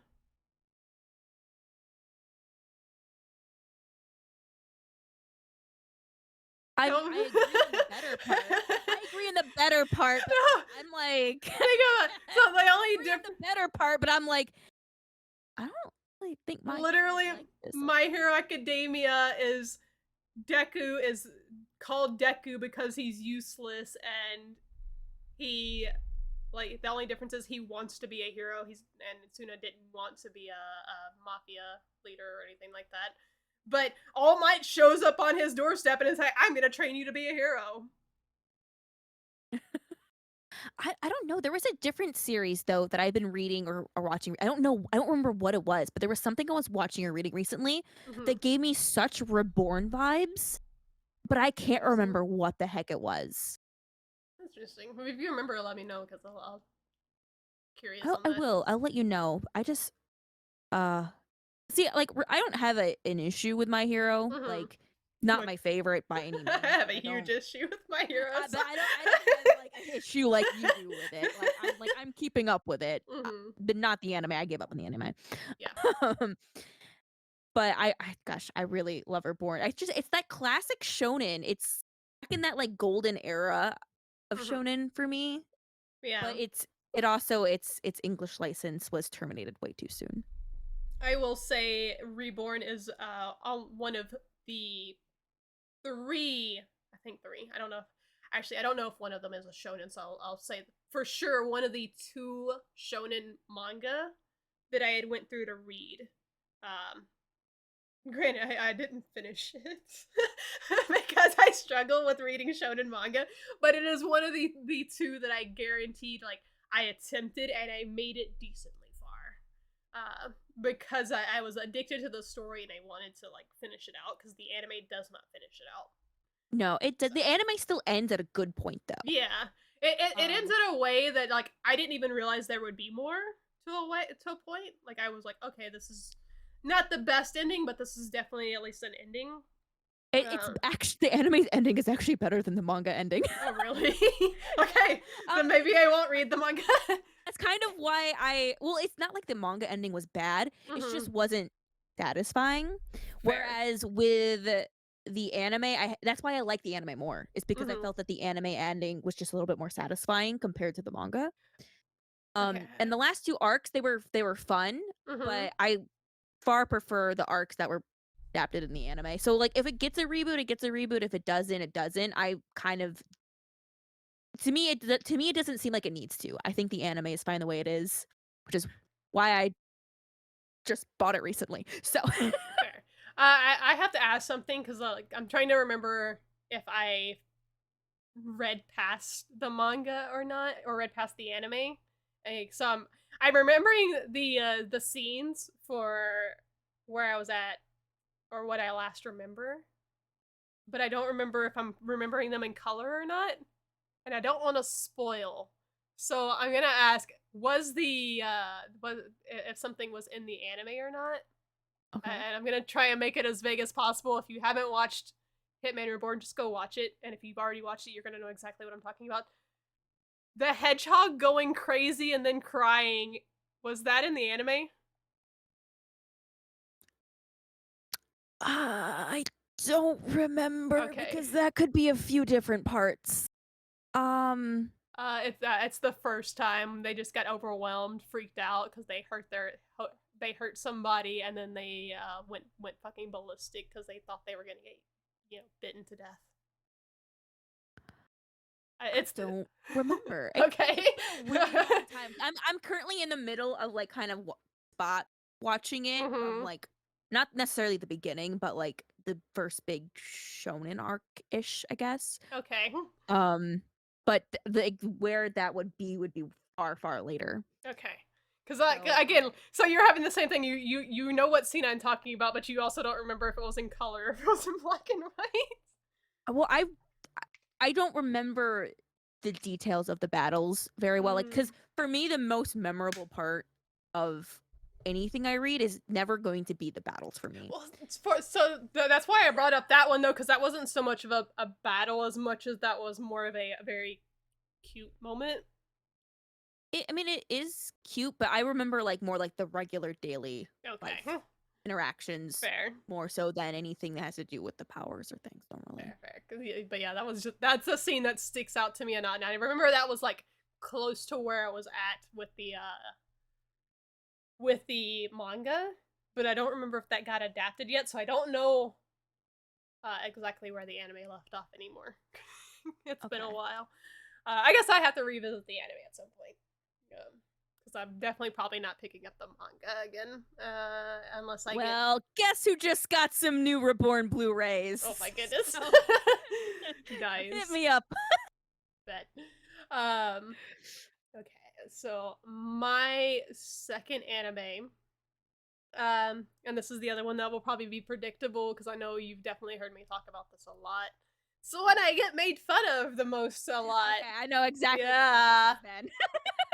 Which okay, I'm gonna preface this because this is funny because I get made fun of for this the most, but at the same time, a majority of people that talk to me about this don't make fun of me for it. It is a very small minority of people that give me so much shit on this, and it's generally people that have only watched like 20 to 30 anime, and they are just parroting what one big YouTuber decided to say about the show, and they actually don't have an opinion on it because they don't have opinions. The last opinion they had was when they decided to stick their finger up their nose and eat it, and that's probably done with that. But Yeah, I'm a huge Fairy Tail fan, and it has been my favorite anime for a long while, up until Fruits Basket aired. um, I love Fairy Tail. It is, in my opinion, the perfect long running shonen. Um, and I understand why people might dislike it. I disagree with all the arguments of why they dislike it, because it's generally, I don't like it because it has basic shonen tropes, which every long running basic shonen has. And you just want to nitpick this one anime for it. And I don't like it, but I love Fairy Tail. I will rewatch it. It is the only shonen manga where I have read the entire manga to completion. And that was because I didn't think the final season would air, and I reread all of it so I could read the final arc. And then I was mad because then they did the final season and I didn't have to read it. There's some issues with, like, of course, the final arc being rushed, but that's literally every shonen ever. That's not a new thing.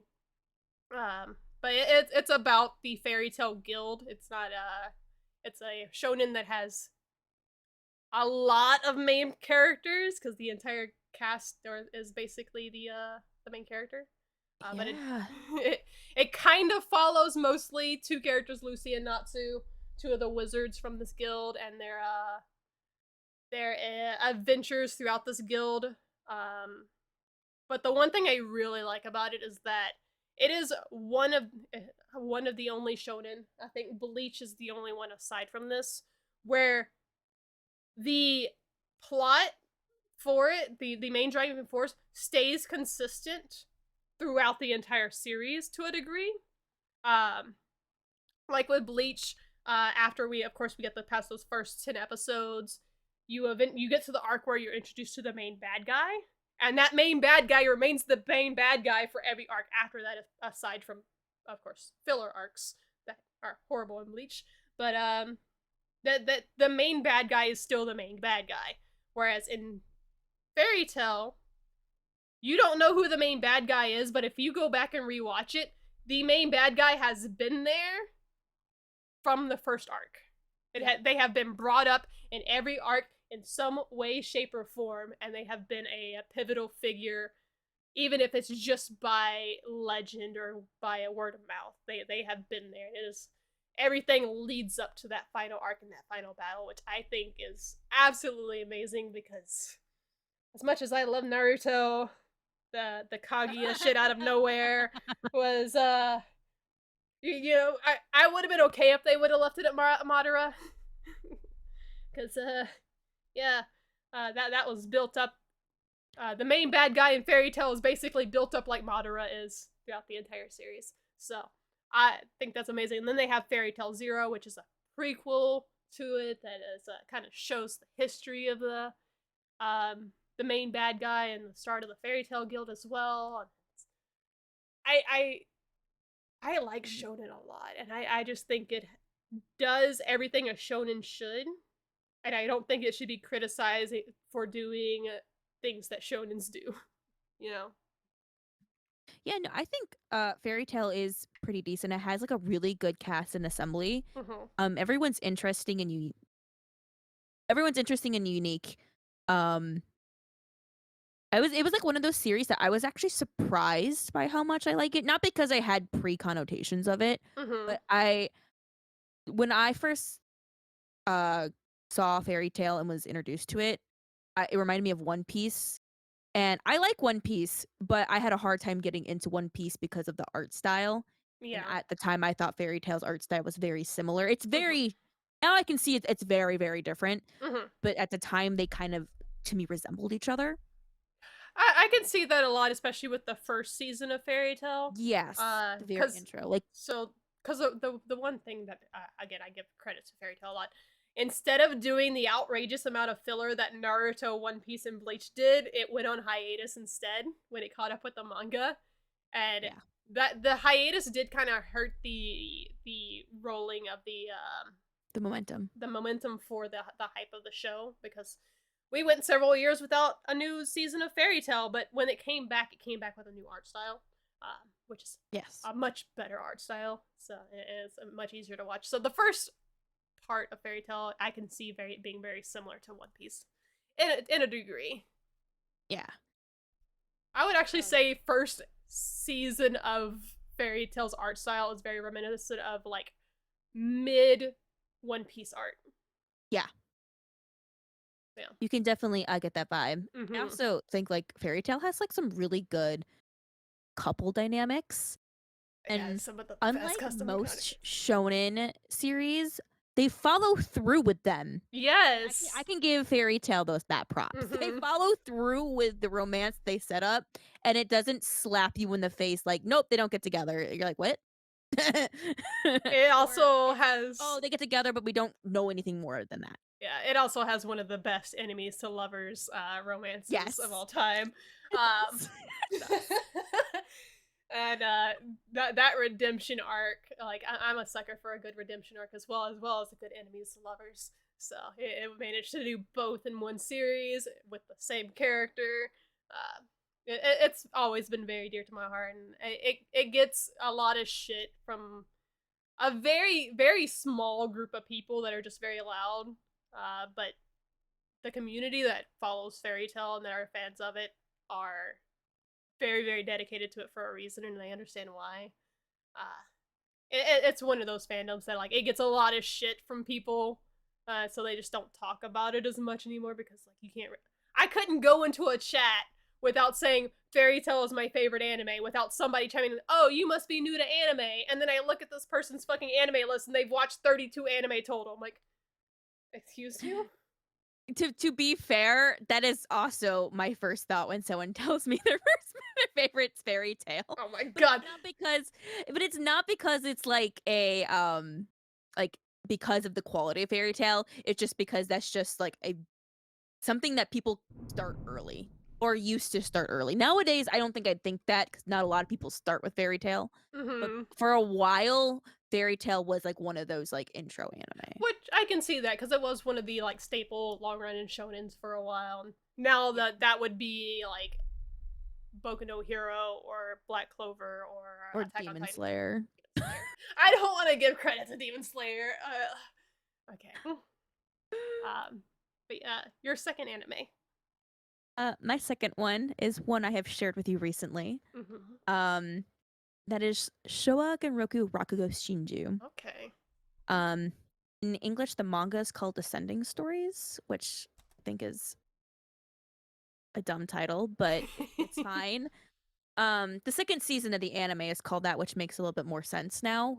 But Showa Genroku Shinju is essentially about this guy who like just got out of prison, and while he was in prison, he had someone come in and do a Rakugo performance, and he ended up falling in love with Rakugo. And he got out of prison. He's like, finding this guy, and I want to be his apprentice and learn Rakugo from him and carry on. And through this, we get to learn not just about Rakugo, but about his master and his master's life and how how this master's relationship with Rakugo kind of shaped everything in his life. And it's so good. There's so much to it. There's a lot of history. It's like a historical series.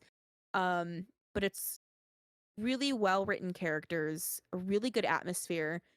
I was really surprised the studio because the studio isn't really known for doing great work, but this is probably one of their best works. Like it's shot well.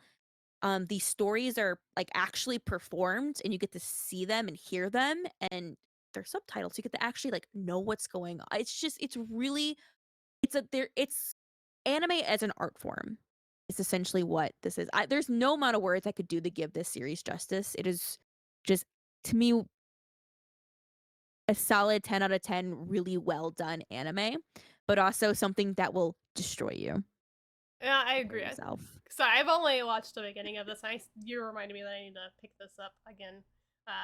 But I like shows like this that because it's Rakugo is a Japanese art form, a type of theater performance, Yes. um, that isn't really a well known one, at least in the West. It's becoming more well known Yeah. though. especially due to the new Shonen Jump series, Akane Banashi. Mm-hmm. Um, but it's before that came out. Like it was either this or the other Rakugo anime that you hear that ending theme song and everyone knows it. I have no clue. The that one. I'm gonna have to have you send that one to me. I swear to God, once I send it to you, you'd be like, oh, I've definitely heard this before. Maybe. But yeah, no, I have a lot of appreciation for like shows that introduce more things that are Japanese culture specific that, you know, because people assume like we know what kabuki is and we know what sumo Mhm. wrestling is, but like there's so many other different types of art forms over there that don't really get translated too well over here that we don't know about, and Mhm. most of us only know about the stuff that we do because of anime. So to see more anime come out that are introducing that, I think it's really cool. So I do need to finish it at some point because I'm in the middle of the backstory, I think. So Yeah, you're only like tip the iceberg of like the first season, but like the yeah. second you have to watch season. I mean, granted, our agreement is not to watch both seasons, but Mm-hmm. you need to watch both seasons. Yeah. And I think the main thing that is going to keep me from doing is I've been watching a lot of things in dub. So Yeah, and I don't think this series could have a dub done justice to it because probably not. of the Rakugo storytelling and the I way that don't the stories are know. formed. There are some Rakugo stories that do have English translations, Mm-hmm. but a lot of the ones that they do in there do not. I would They be curious to they see how they translate would it. do it, though. You know, I would be curious to see what kind of take they would take. Even if it wouldn't be true to form, I would be curious to see how an English adaptation would take to that to a Yeah. degree. There is also the Rakugo Association in Japan is also really closely tied with the adaptation, I mean, the manga being Mm-hmm. written and the anime adaptation. So they would still have they would have to have a lot of control over how the script is cast because of that was a big thing when they made the series is to be Okay, accurate to Rakugo history and accurate to the stories and everything. I So didn't know that's that. kind of why that's more like that's what yeah, you didn't know that. Mm-hmm. That's kind of why I was saying it, but I never explained that. Okay. That's like the biggest reason Mm-hmm. because I feel like yeah, they could make a dub of it and put their own words and adapt the stories how they want to, Mm-hmm. but because of the kind of historical significance and the accuracy in the series, Mm-hmm. I don't think that it's just going to be something they're going to allow anyone to kind of go ham with. Right. That's fair. Uh, Okay, so my third anime, and this is I think the one I don't know if I've ever mentioned this one to you. It is I was a little torn on picking this one because I was initially dead set on it, right? Okay. Because it is my third favorite anime of all time, but a recent series finished, and it might take the place of my third. But then they just announced the second season to that, so I can't put it as my third until that second season is done because it depends on how the second season is done. So I will stick to my original third, which is Outlaw Star, Ooh. which is a Toonami classic. It is one that aired alongside Trigun and not Outlaw Star, Cowboy Bebop, um, and it's one of those ones that got greatly compared to Cowboy Bebop a lot, and I hate it for that because they don't really have a lot in common except they're both in space. Um, the entire premise of the show for Outlaw Star is the main character ends up finding this girl who's being like hunted down in this box. She's like trapped in a briefcase or whatever. Um, but she can pilot this ship. If you've ever seen this old like 90s to early 2000s picture of this girl floating in blue water on a spaceship, this is that show because that's how she kind of like controls the ship as she's in this little tank, and she has some kind of psychic connection or with it or whatever. But they're essentially outlaws now because they have the stolen ship and the girl, and they're trying to find this. Oh God, I'm gonna forget the name of the location. Hold on. It is. I didn't even know it was a seinen series. I always thought this was a shonen series. Um, Galactic Leyline, which is like it's essentially the One Piece of the space pirates. Okay. But it's a very unlike Cowboy Bebop, which is also a space western or a space opera. This is more science fiction, science fantasy over science fiction, because there are cat girls. The best cat girl of all time is in this show.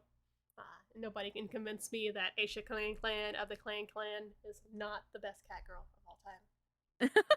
She's absolutely amazing. She is 100% the girl that can kick your ass. Yeah, I think it's a lot overlooked. I don't think it aged as well. I think a lot of younger people would have a much harder time maybe getting into it if they're not open to the art style of this era of like the late 90s. Because But there's something just so charming about that aesthetic that I agree, but there are a lot of people that hate on like that older art style. It gets a lot of shit. There is actually also a spin-off series. Hold up. I didn't There's a spin-off series that I did not realize was a spin-off series of the series when I've watched it called Angel Links. oh. I did not realize. I own both of them. I did not realize they were actually. I'm a bad Outlaw Star fan. Okay. Well, that's the thing. But yeah, it's space pirates, space outlaws. If you're into like that space western type stuff, it's definitely for you. If you're okay with the older style. I enjoy it. I like the main character. He's kind of like a sarcastic badass. He's a little more relatable compared to some of your more cool guy personas that you got in that era, because like Spike was just supposed to be this badass character that everyone just wanted to be. Like every guy that tips their fedora and says "milady" is like, I'm Spike Spiegel on the inside.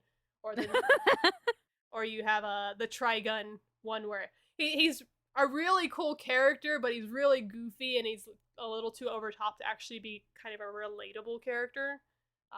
So Gene Starwin, the main character, is more of a down to earth, like human character. I think something that you can actually aspire to be that cool without being cringe. Yes. So, because again, fuck your fedoras. I definitely have been interested in Outlaw Star. Now I think you might have sold me on it. I've always seen it around, but I just didn't know much about it, nor had much motivation to look into it. Right. So that one, like, you're right, that one did throw me for a loop. I'm actually still surprised that it was a seinen. I'm not, because I think like the demographics kind of get, back then they were kind of blurred through what we knew, and now they're a lot more defined. I mean, I wouldn't say that. I think. No, I meant like when things were introduced to us, they weren't like this is this is that. So we kind of that's fair. Categories. But nowadays it's like that this is this and this is that. There's this whole like misconception with both shonen and shoujo. Yes. That people don't understand when they hear that these are geared towards young boys and young girls. People are generally thinking, oh, this is geared towards 6-year-olds. But really, it's geared towards anyone between the ages of 6 and 25. Which is why you have shoujo that have heavy sex scenes like Nana, or heavy adult premises to them that you would not picture a 12-year-old watching, but it exists in shoujo because 25-year-olds watch it. And I think the same goes for shonen as well. It's still towards 25-year-olds. So when they say young, it goes to young boy, which is why I thought Outlaw Star was that, because I could see a 20-year-old watching this more than I could see. Well, I could see a 30-year-old watching it because we all watched it when we were it was airing, and Yeah. that's my age group. But yeah, I could see it's still like 20-year-olds watching it before I could see 30-year-olds watching it. Yeah, that it is, yeah, interesting. And there's more history on that Mm-hmm. too. Um, but yeah, because demographics is just that is like their marketing, like where they're aiming for their sales to be in a like in a group, but it doesn't necessarily mean it's only going to appeal to these said people. Mm-hmm. It just means this is where they were aiming selling point to be. Fair, yeah. All right, so your third anime. So I think we're on the same wavelength Oh boy. because I also picked a classic tsunami series. Oh. Maybe not like as classic as yours. Mine was probably like mid classic. Eureka 7. Okay. I should have. I could have probably picked that one, and or for you to pick at least. We've talked about that before. Yeah, I don't think any of my picks are really surprising to you at all. You're probably like, wow, she really just went with all of the things she just really likes and already talks about. No, because well, I was surprised more that you picked manga versions of things I thought you were gonna pick anime versions of, but it's also because we talked a lot in the past 2 years, so we've talked about which is why we started the podcast. Because Yeah, we just talk about this anyway. that is true. But I really like Eureka 7. Um, it's like one of those series that I can just go back and rewatch. I could just like rewatch it and turn it on and just sit there and watch it all the way through and be like, wow, that was so good. So the story of Eureka 7 now, it's been a hot second since I've actually I say I rewatched it, but I have it was a Mm-hmm. long time ago. Um uh sorry, someone was yelling. Um the so essentially it follows the story of this kid called Renton Thurston, and his dad is like some guy who is basically like the savior of the country or the world. And but he's just a regular guy who has a dream of joining this uh almost like this uh what would you call it? Like they want to join the Gecko State, which to him is like this cool guy almost like surfer, but you're surfing on like airwaves. He Mm-hmm. wants to he like idolizes this group, and he finds out later that essentially this group he has a chance to essentially join this group, be meeting this girl called Eureka who ends up at his crashing through his house. And he joins them only to realize he has joined a terrorist organization. Mm-hmm.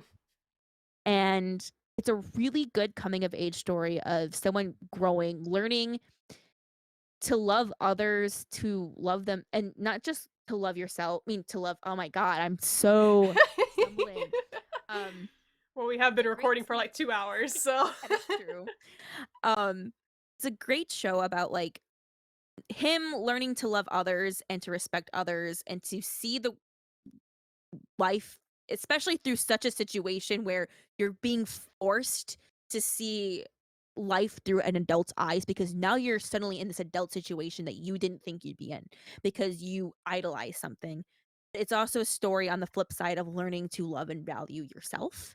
Mm-hmm. Learning to have passions, to fight for things that you believe in. There's a lot of conspiracy theories, and it's just a really good, well written story. As a lot of coming to age themes, a lot of family themes, and about just I don't know valuing people and lives, and it has a lot of I guess religious undertones and political undertones. It's just a really good. It's just a really good watch. The music's fantastic. The animation's really nice for its time.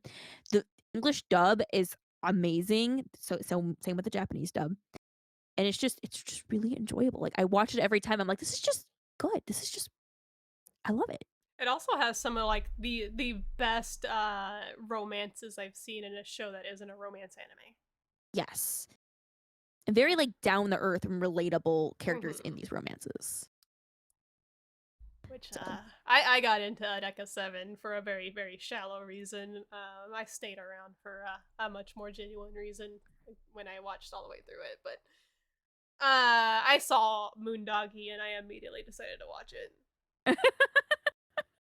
So it helped that I learned. So it's Moondoggy and Gidget are like side characters, but I've read most of the Gidget books as well as I've watched the movie Gidget and Moondoggy. Ooh. Um, Oh, so you know like where they were named after. yeah. So that was always like those are typical like surfer movies or whatever, and my grandmother was a big fan of those, so I grew up watching them. So when I saw Moondoggy and looked at his name, and then I saw like his romantic interest was named Gidget, and I'm like, oh, I know this. I know this reference. This is cool. And I ended up watching it. Funny enough, they are not my favorite couple in the entire series, though. So but I I feel have a like feeling I know. my favorite couple is kind of a spoiler. So Yeah, I feel like I know. yeah.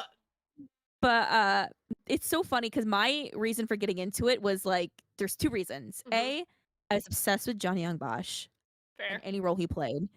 Very The fair. main reason I got into it was because I was so excited because I was like listening to Japanese music, but I got to a point where I wanted to listen to Japanese music that wasn't anime theme songs. And Mm-hmm. so I was venturing on YouTube and I was listening to music and I really, really vibed with this song. And I for like 2 or 3 years, I was like, "Oh, yeah, I just really like this song, it's really good, it's not from an anime." Only to find out the entire time it was from an anime, and it was Rekka 7's first opening, and so I watched the anime out of spite. I Oh was my so god. mad.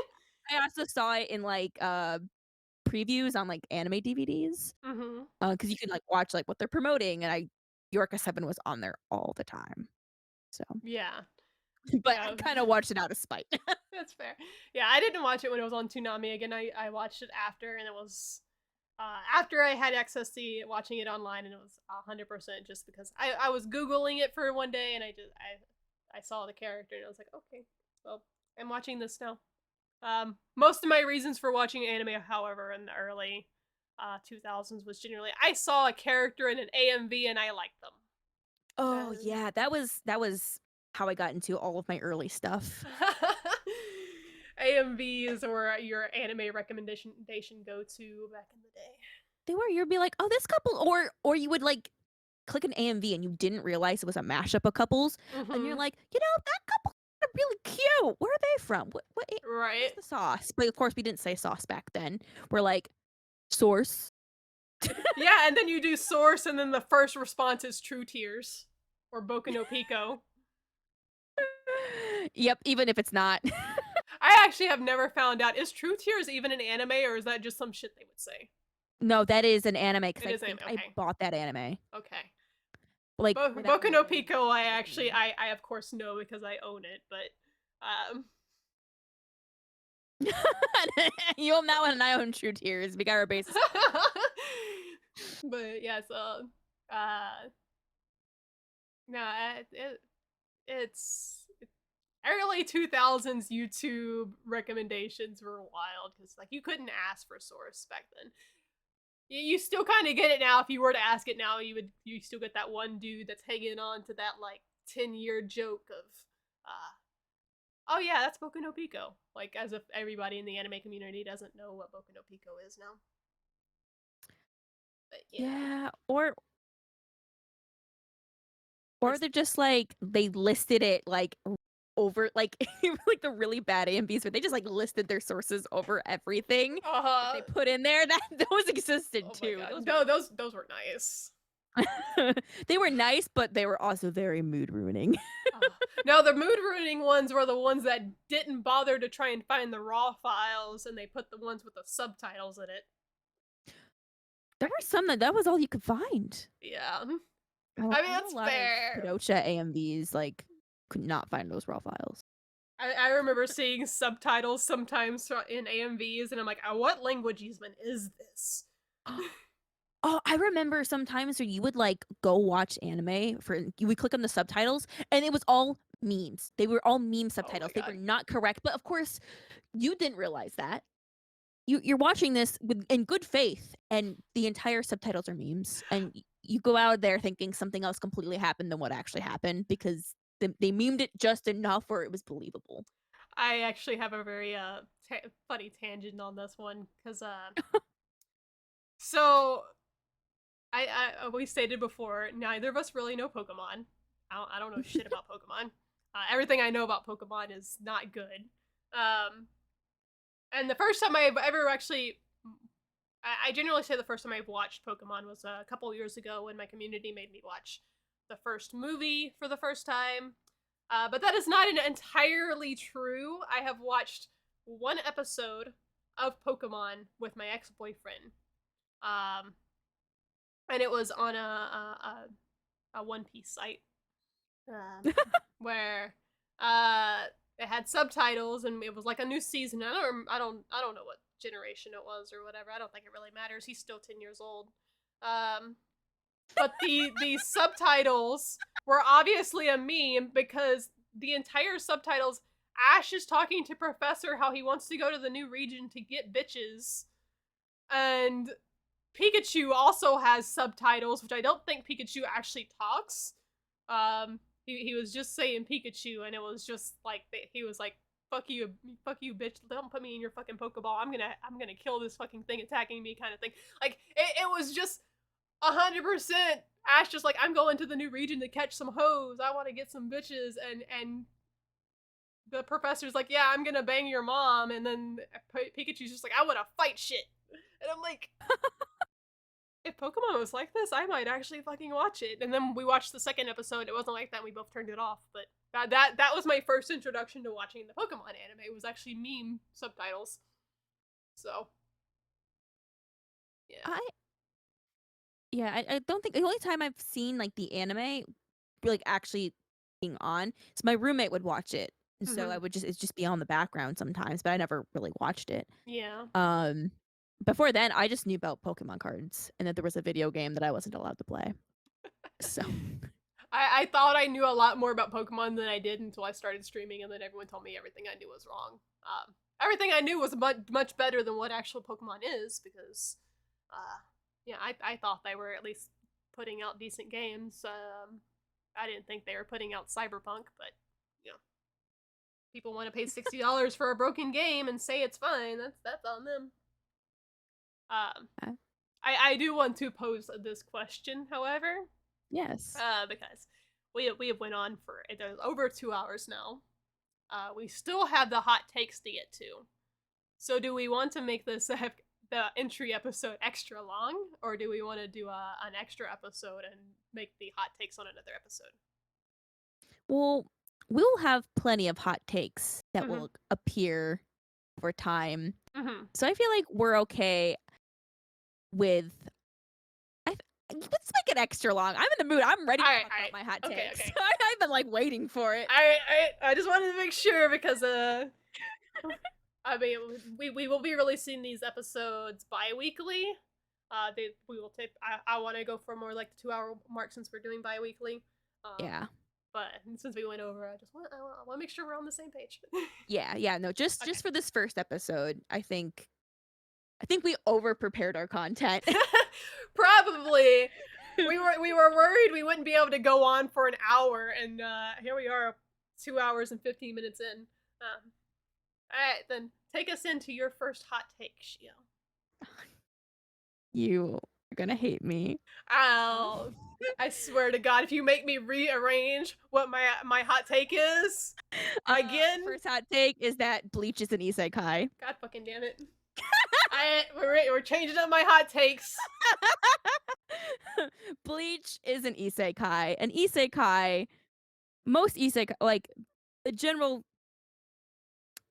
of an isekai is that someone dies and is transported to another world where they can essentially do whatever.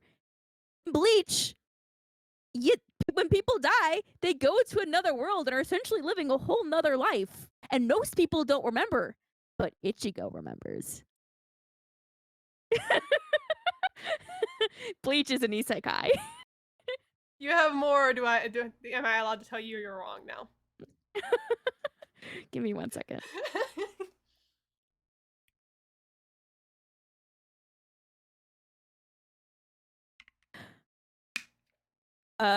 Okay. You can tell me you disagree now. Alright, so 1, no, because... Yes. No. Yes. Because even the isekai people, okay? Even the brain dead isekai people Are you say calling me brain dead?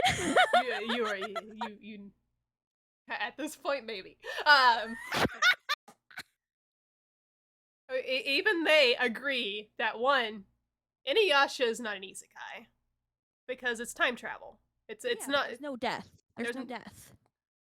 Ichigo doesn't die. Yes, he dies! She literally stabs him through the chest and he dies! He's not dying. He gets the powers! His soul gets ripped from Knows. his soul gets ripped from his body, which is not the same thing. His chain of fate is cut! He's in the same world. He's in the same world. He's not reborn. Soul Society, which is another dimension, even if it's the afterlife. We're going into my first hot take. That is what I initially scrapped, and I was gonna do something on something else that was gonna piss off an entire fan base, but we'll save that for another day now. So my problem with the whole isekai argument, right? So I mentioned this before. I think it was before we started recording, of course. We have a huge kind of misconception within the anime community on what is actually a genre and what a genre is. We have figured that out when we figured out that shonen and shoujo and seinen and josei are not genres, those are graphics, but we still haven't figured out the well, most people haven't figured out the difference between a genre, a subgenre, a theme, a trope. Like they those things are very different, and the way they are applied to shows are very different. Isekai is not a genre, so it's not a broad spectrum of like, oh, there's action in it, so it's an action anime. Oh, there's sports in it, so it's a sports anime. Oh, there's romance in it, so it's a romance anime. It's not as broad as that. I've always, prior to my anime list deciding they want to implement themes now, which I'm okay with it being called a theme.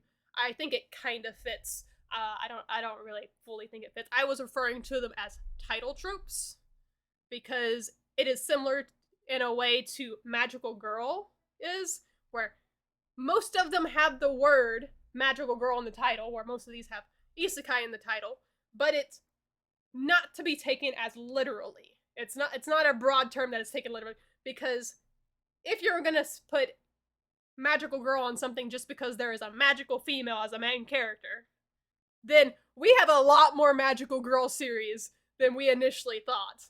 Fairy Tail is now a Magical Girl series. If we're talking any main character at all, then Naruto's a Magical Girl, Bleach is a Magical Girl, One Piece is a Magical Girl, every fucking shonen exists.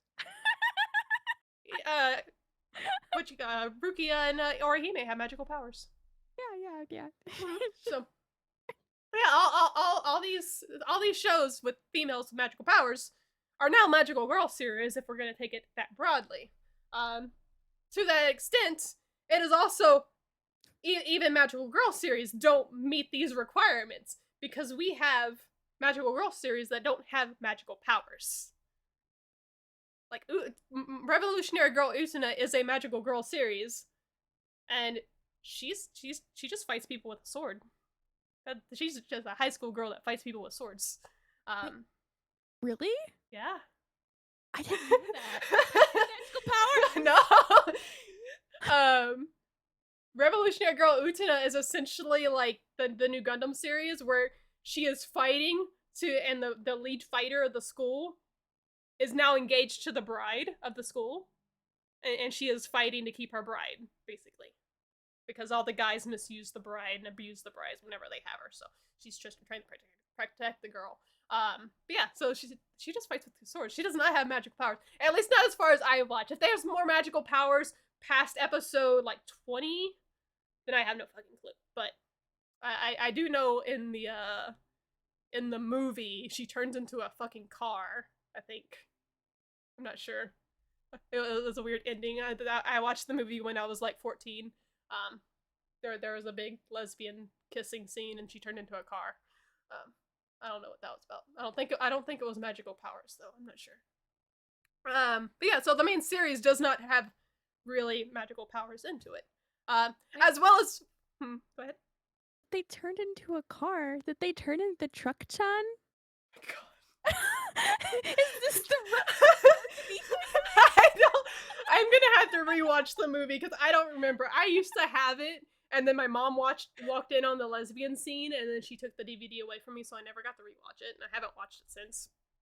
But that is all I remember. I remember at the end of the movie, she turned into a car, and there was some weird scene where a girl was cleaning out a dude's ear with a Q-tip, and it was very sensual, and that movie was weird.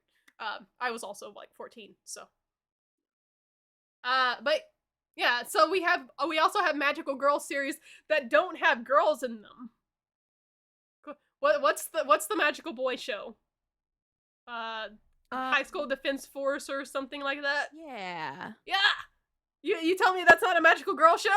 That's not on the same line as Sailor Moon? It's in a magical girl show. Exactly. So it's not to be taken literally. It's not like, okay, you have to have magic and you have to have girls for it to be a magical girl. No, Mahou Shoujo applies to a spectrum, but it doesn't apply to the entire spectrum. I think there are little like check boxes of like, okay, these tiny little tropes, and if it has enough of these tiny little tropes, it fits into this niche of this title trope.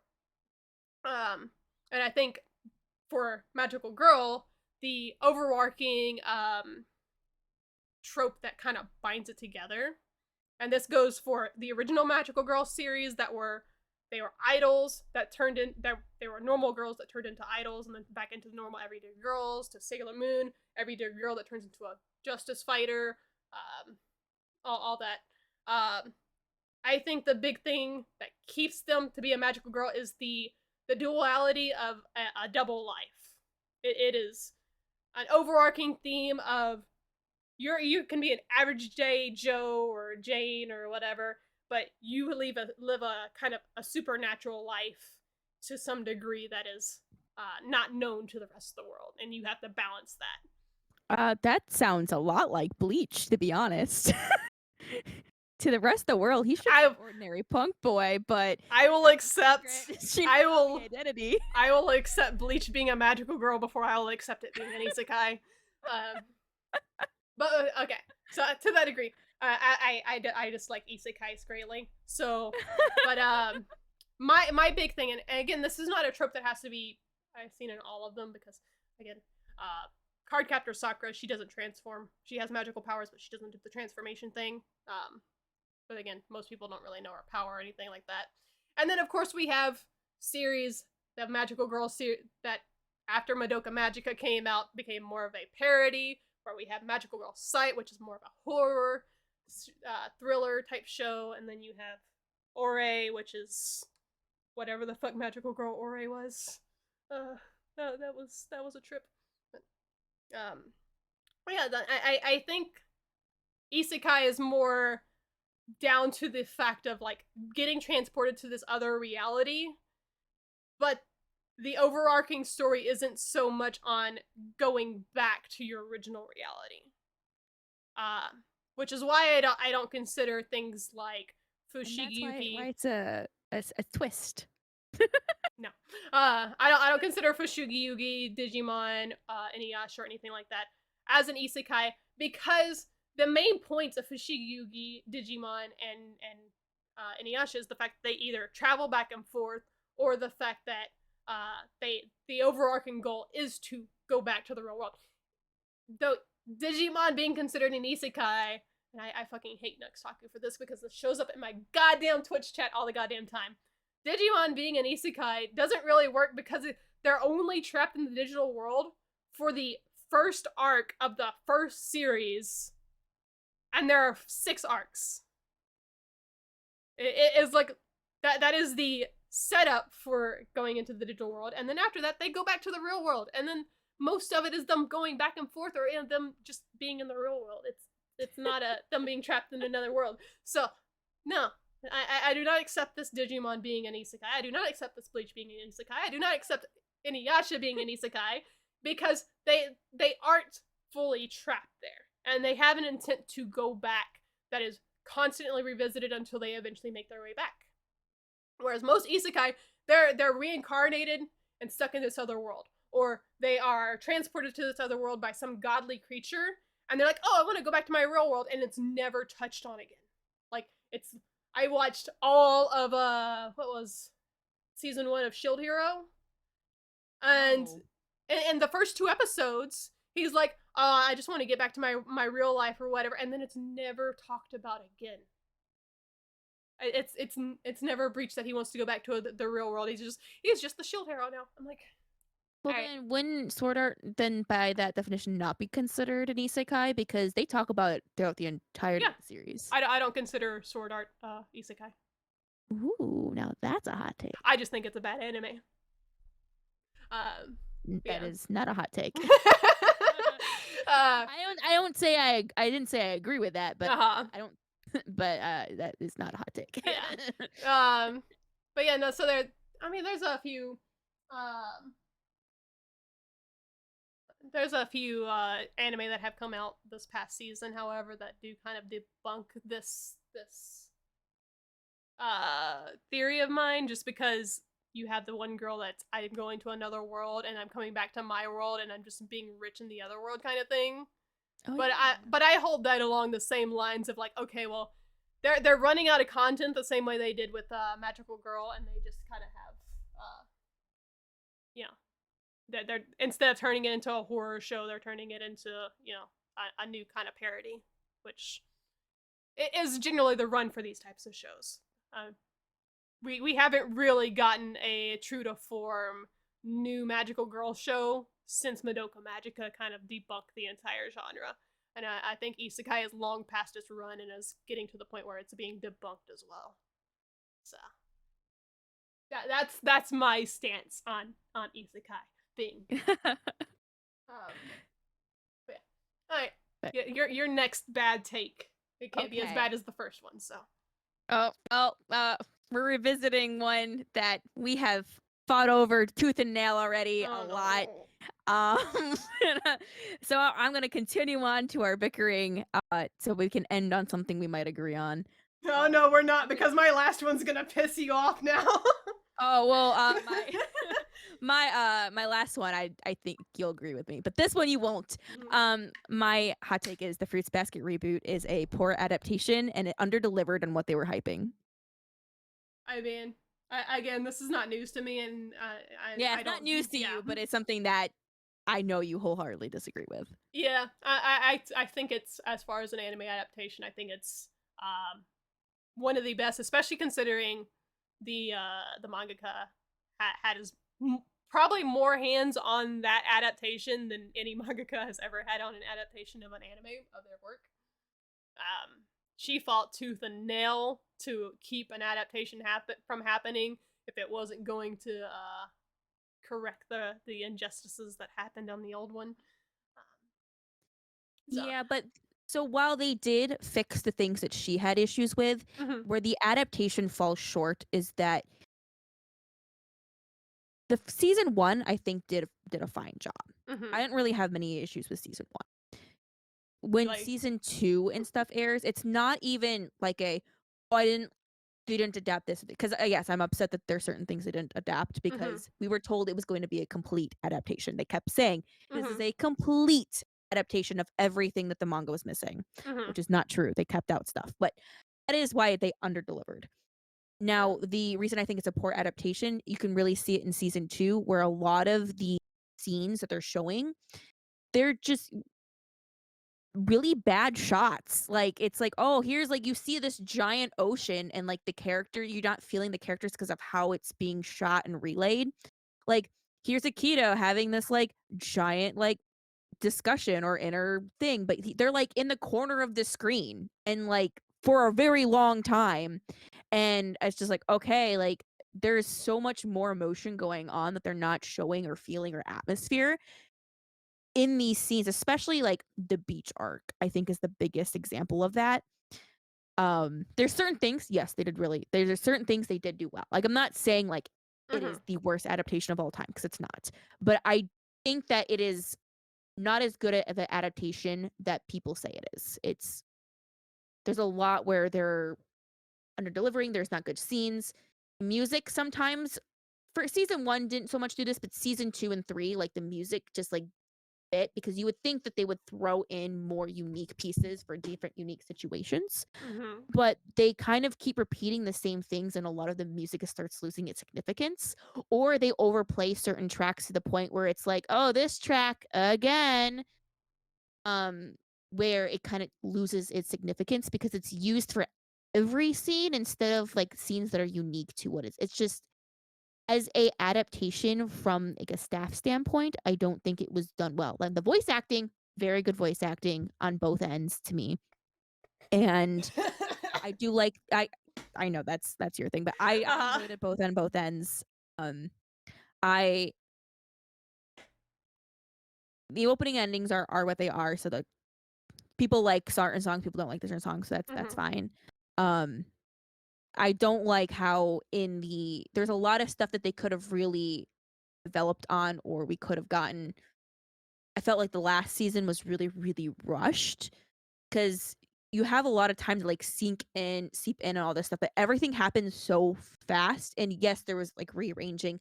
I understand rearranging happens. I'm okay with that. Like I said, I didn't have too many issues with season one, and there was a lot of rearranging in that one. Mhm. Um, but like the final season, it just felt there was too much kind of going on in such a short period of time. Whereas even if they would have added like 5 extra episodes to just kind of really let the emotions sit in and really develop. Now, it's not so much I don't have an issue with, like, the big climax of the series, which I won't go into what that is, Mhm. but it's, like, the events leading up to it, like, early on. And I didn't have it at first, I had an issue because, uh, it didn't have my favorite part in it, which is in the prelude, Mhm. um, but, that was obviously fixed when Prelude came out. So that's not a critique anymore of the Uh-huh. series because they have the prelude. But, because that was very, very important to know for the context of the story. I do have my opinion that I think leaving that out kinda takes away some context of later scenes. They're really, really, really nuanced, like, you can enjoy the adaptation. You could have a great time watching Fruits Basket and enjoy the adaptation the way it is, but there's just a lot of really awesome nuance that's just kinda lost in how they adapted it.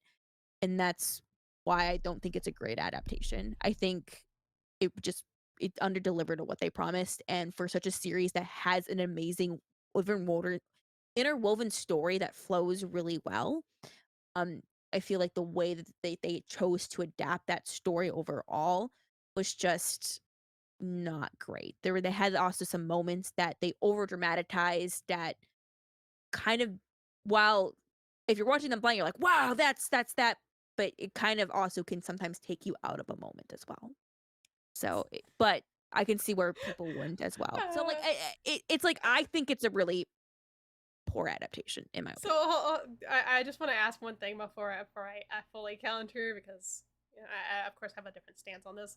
When you say a over exaggerated moment that takes you out of the moment, are we talking about the yeeting out the building scene of season 3, the Akito yeet? That is one of Okay, them. okay, okay. Because That I is no, one of them. that's Because one it of my happened more than once. It happened more okay. than once. I know, and that's one of my biggest like pet peeves because like I hate most of the Fruits Basket fandom because of the way they handled the adaptation. Mostly not because they critiqued it, but more they're like, oh well, the manga's like 20 years old or whatever, so we can spoil like it's not like we're gonna correct all this stuff that people are saying wrong and just spoil everything. But the manga's been out for decades, acting like there aren't anime only watchers that have not read the manga and did not watch the original anime that have no idea and they're going into this blind and they're just being spoiled because the I have a problem with most manga readers. Most manga readers. I understand. Yeah. But Yes, like I one of their things was the Aikido yeet scene. They're like, oh my god, a child can't yeet somebody. And I'm not spoiling. It's very vague. If you don't know what the fuck I'm talking about, you don't know what the fuck I'm talking about. But they're like, the child yeeted a grown woman out of a building like that. And I'm like, okay, well, we're gonna act like somebody can kick somebody 20 feet in the air. That's been happening since season 1 in the first anime and in the second anime, and that's fucking normal because it's not. It still defies actual logic and gravity, but You allow that. Take you out of the moment. It does We're because already fighting. it does for me because it's like for me it's like okay they're having a serious fight and then one person kicks somebody else out the building and they almost go out like Team Rocket style and I'm like all right that was a little excessive. I feel like that was excessive. I feel like that's more excessive than the dramatic moment of like oh my god Aikido but like that's just my personal thing. I hate that they nitpick that because for me I feel like they are really if not the same they're very similar in their dramatic approach.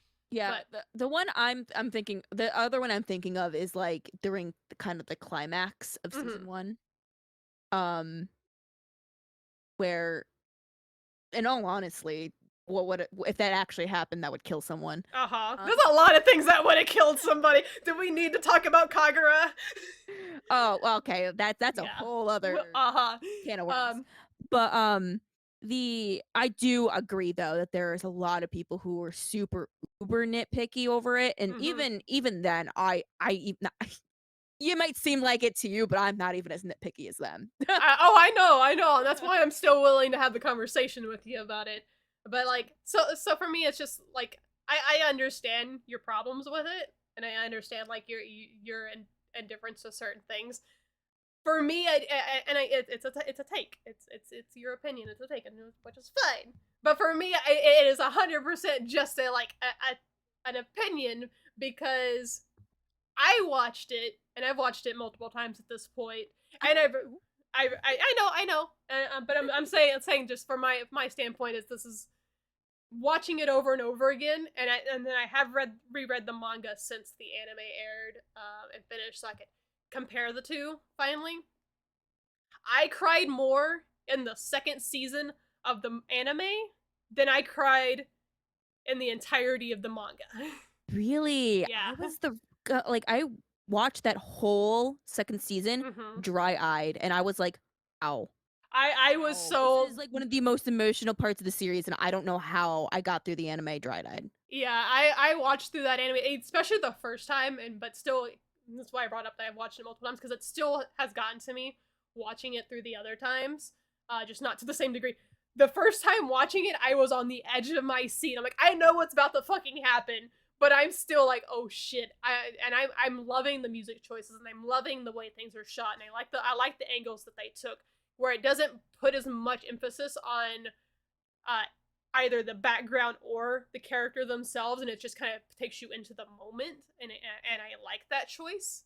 And again, that's my preference for it, but yeah, so that's 100% I think is an opinion because it's just like I understand you dislike that, but to me, I thought it was done brilliantly. I thought that was like it brought me into the moment so much more. But again, I get into anime a lot easier than I do manga because it has the added music and the art and the animation to it that it really pulls me in. So for me, I can never see this as a failed adaptation. Yeah, I didn't say it failed. I just think I said poor and underdelivered. Well, yeah, but I don't like I said I still love Fruits Basket. I've bought the entire anime. I don't buy many animes. So like, don't think I hate it. Yeah.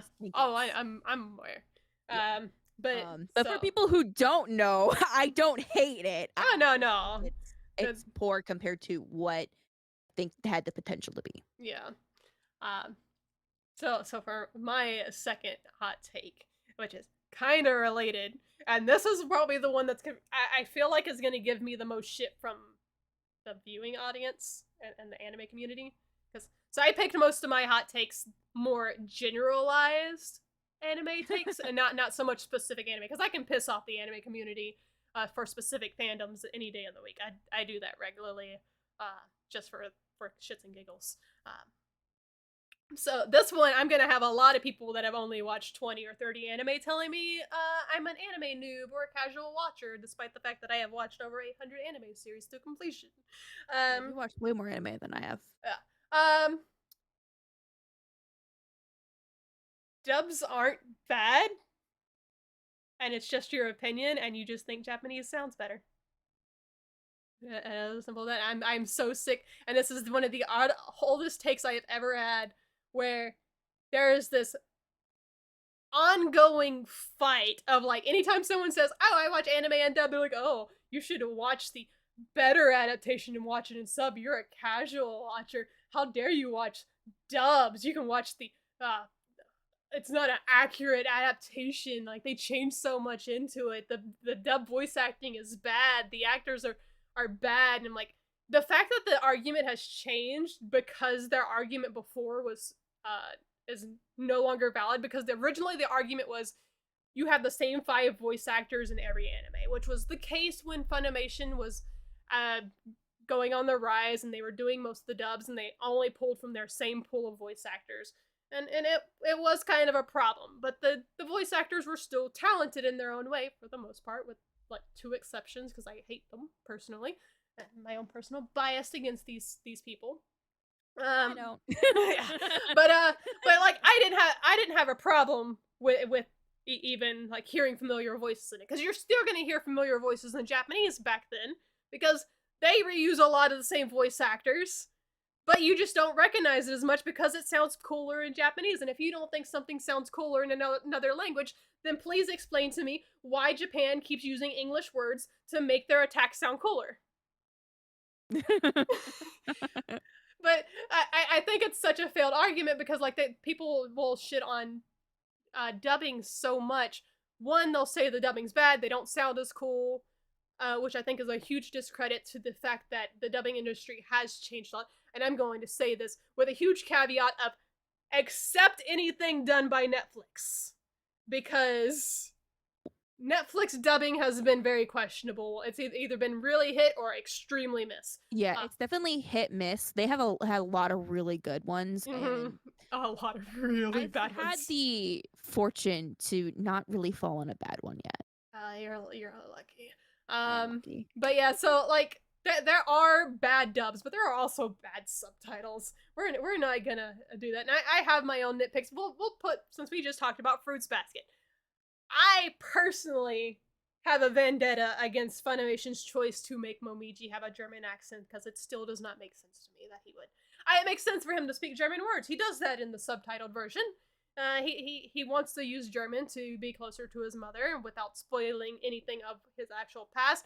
He speaks German. But this is a kid that was raised in Japan by a Japanese father in a Japanese family that has never been, if he's been overseas, it wasn't for more than like a couple of weeks, because there's no reason for any of these characters to have ever traveled to Germany. So there's no reason. Yeah, so there's no reason for him to have a thick German accent. If it was just a play and that he dropped it from time to time when things got serious or he was caught off guard, I would let it slide. I would push it to the side, but he doesn't do that. They keep the German accent there the entire time, and I don't like it. But you know what I also fucking dislike? Is when I watched Fruits Basket on my DVDs and I was watching it in subtitled, and I saw something that I will never be able to unsee. Oh. You know, Hattori, Shigure, and Ayame are referred to as the Mabudachi Trio. Yes. Which is basically a translation, I believe, for true friends or something. Which it has like a direct translation of some sort, but I don't know what it is. But it would sound really corny in English. And so generally the dub's choice was to refer to them as the Three Musketeers or something like along that line. Which, yeah, and that was the translation choice for Yun Press as well. Yeah, which I'm okay with. It's a word that doesn't really translate well to English without sounding janky. Yeah. So tell me why the subtitles have Toru coming up to Hattori saying, "Oh, I was told you are BFFs." I would rather hear German Momiji than ever see Toru talk to Hattori and say Toru using text speech. That's hilarious. I hated it. I saw that and doesn't even know how to use a DVD player. Yes. I was like, I I never want to see the scene. The only characters I would ever accept in that show saying the three letters BFFs would be Momiji or Hanajima, but only if Hanajima is now threatening to kill somebody with electric waves after hurting her BFF. Oh, I could totally see like her using it, but not in like a context of like Yeah. I'm seriously using it, but in like a I'm saying this to piss you off on purpose. Yeah, that would be his teasing Yuki moment there. But like, He's just like, yeah, because we're BFFs, and then mhm. Yuki being like, I hate you. Yeah, but Toru saying it to Hattori of all people, and Hattori having no reaction other than "Are we friends?" Like, that that that took me out, and that is by far not the worst like subtitle situation I have seen with an official subtitle. Um, and that is just the one that I know that you will relate to because we just talked about Fruits Basket. But What's so funny is like that's not even anything that bugged me about the adaptation. yeah, I know, but that's something. Stuff I was fine with. Yeah, I couldn't do that. I was like, okay, I watched it in the dub now, and I'm getting used to Momiji's German voice because my brain just goes the minute I see that text. And I'm like, okay, I'm done. But yeah, so there's bad subtitles as well because you can't get an accurate one-to-one translation for the Japanese language. That's going to happen. The only difference between the dubbed and the sub translations is generally they just have to reword it to make it match the mouth flaps as well or shorten it down, but the meaning is still there. Mhm. But I feel like dubs are easier to watch. I watch a lot of stuff in dubs, mostly because it's easier for me to get immersed into it because I'm not having to do the translation of like, oh, they put an emphasis on a certain word in this sentence. What word was it? Because it was the last word in the sentence, but the last word in the Japanese sentence is not the last word in the English sentence because the way sentence structure works. But I don't know Japanese, so I don't know what that word was. And depending on where the emphasis is, does change the meaning of how something is presented.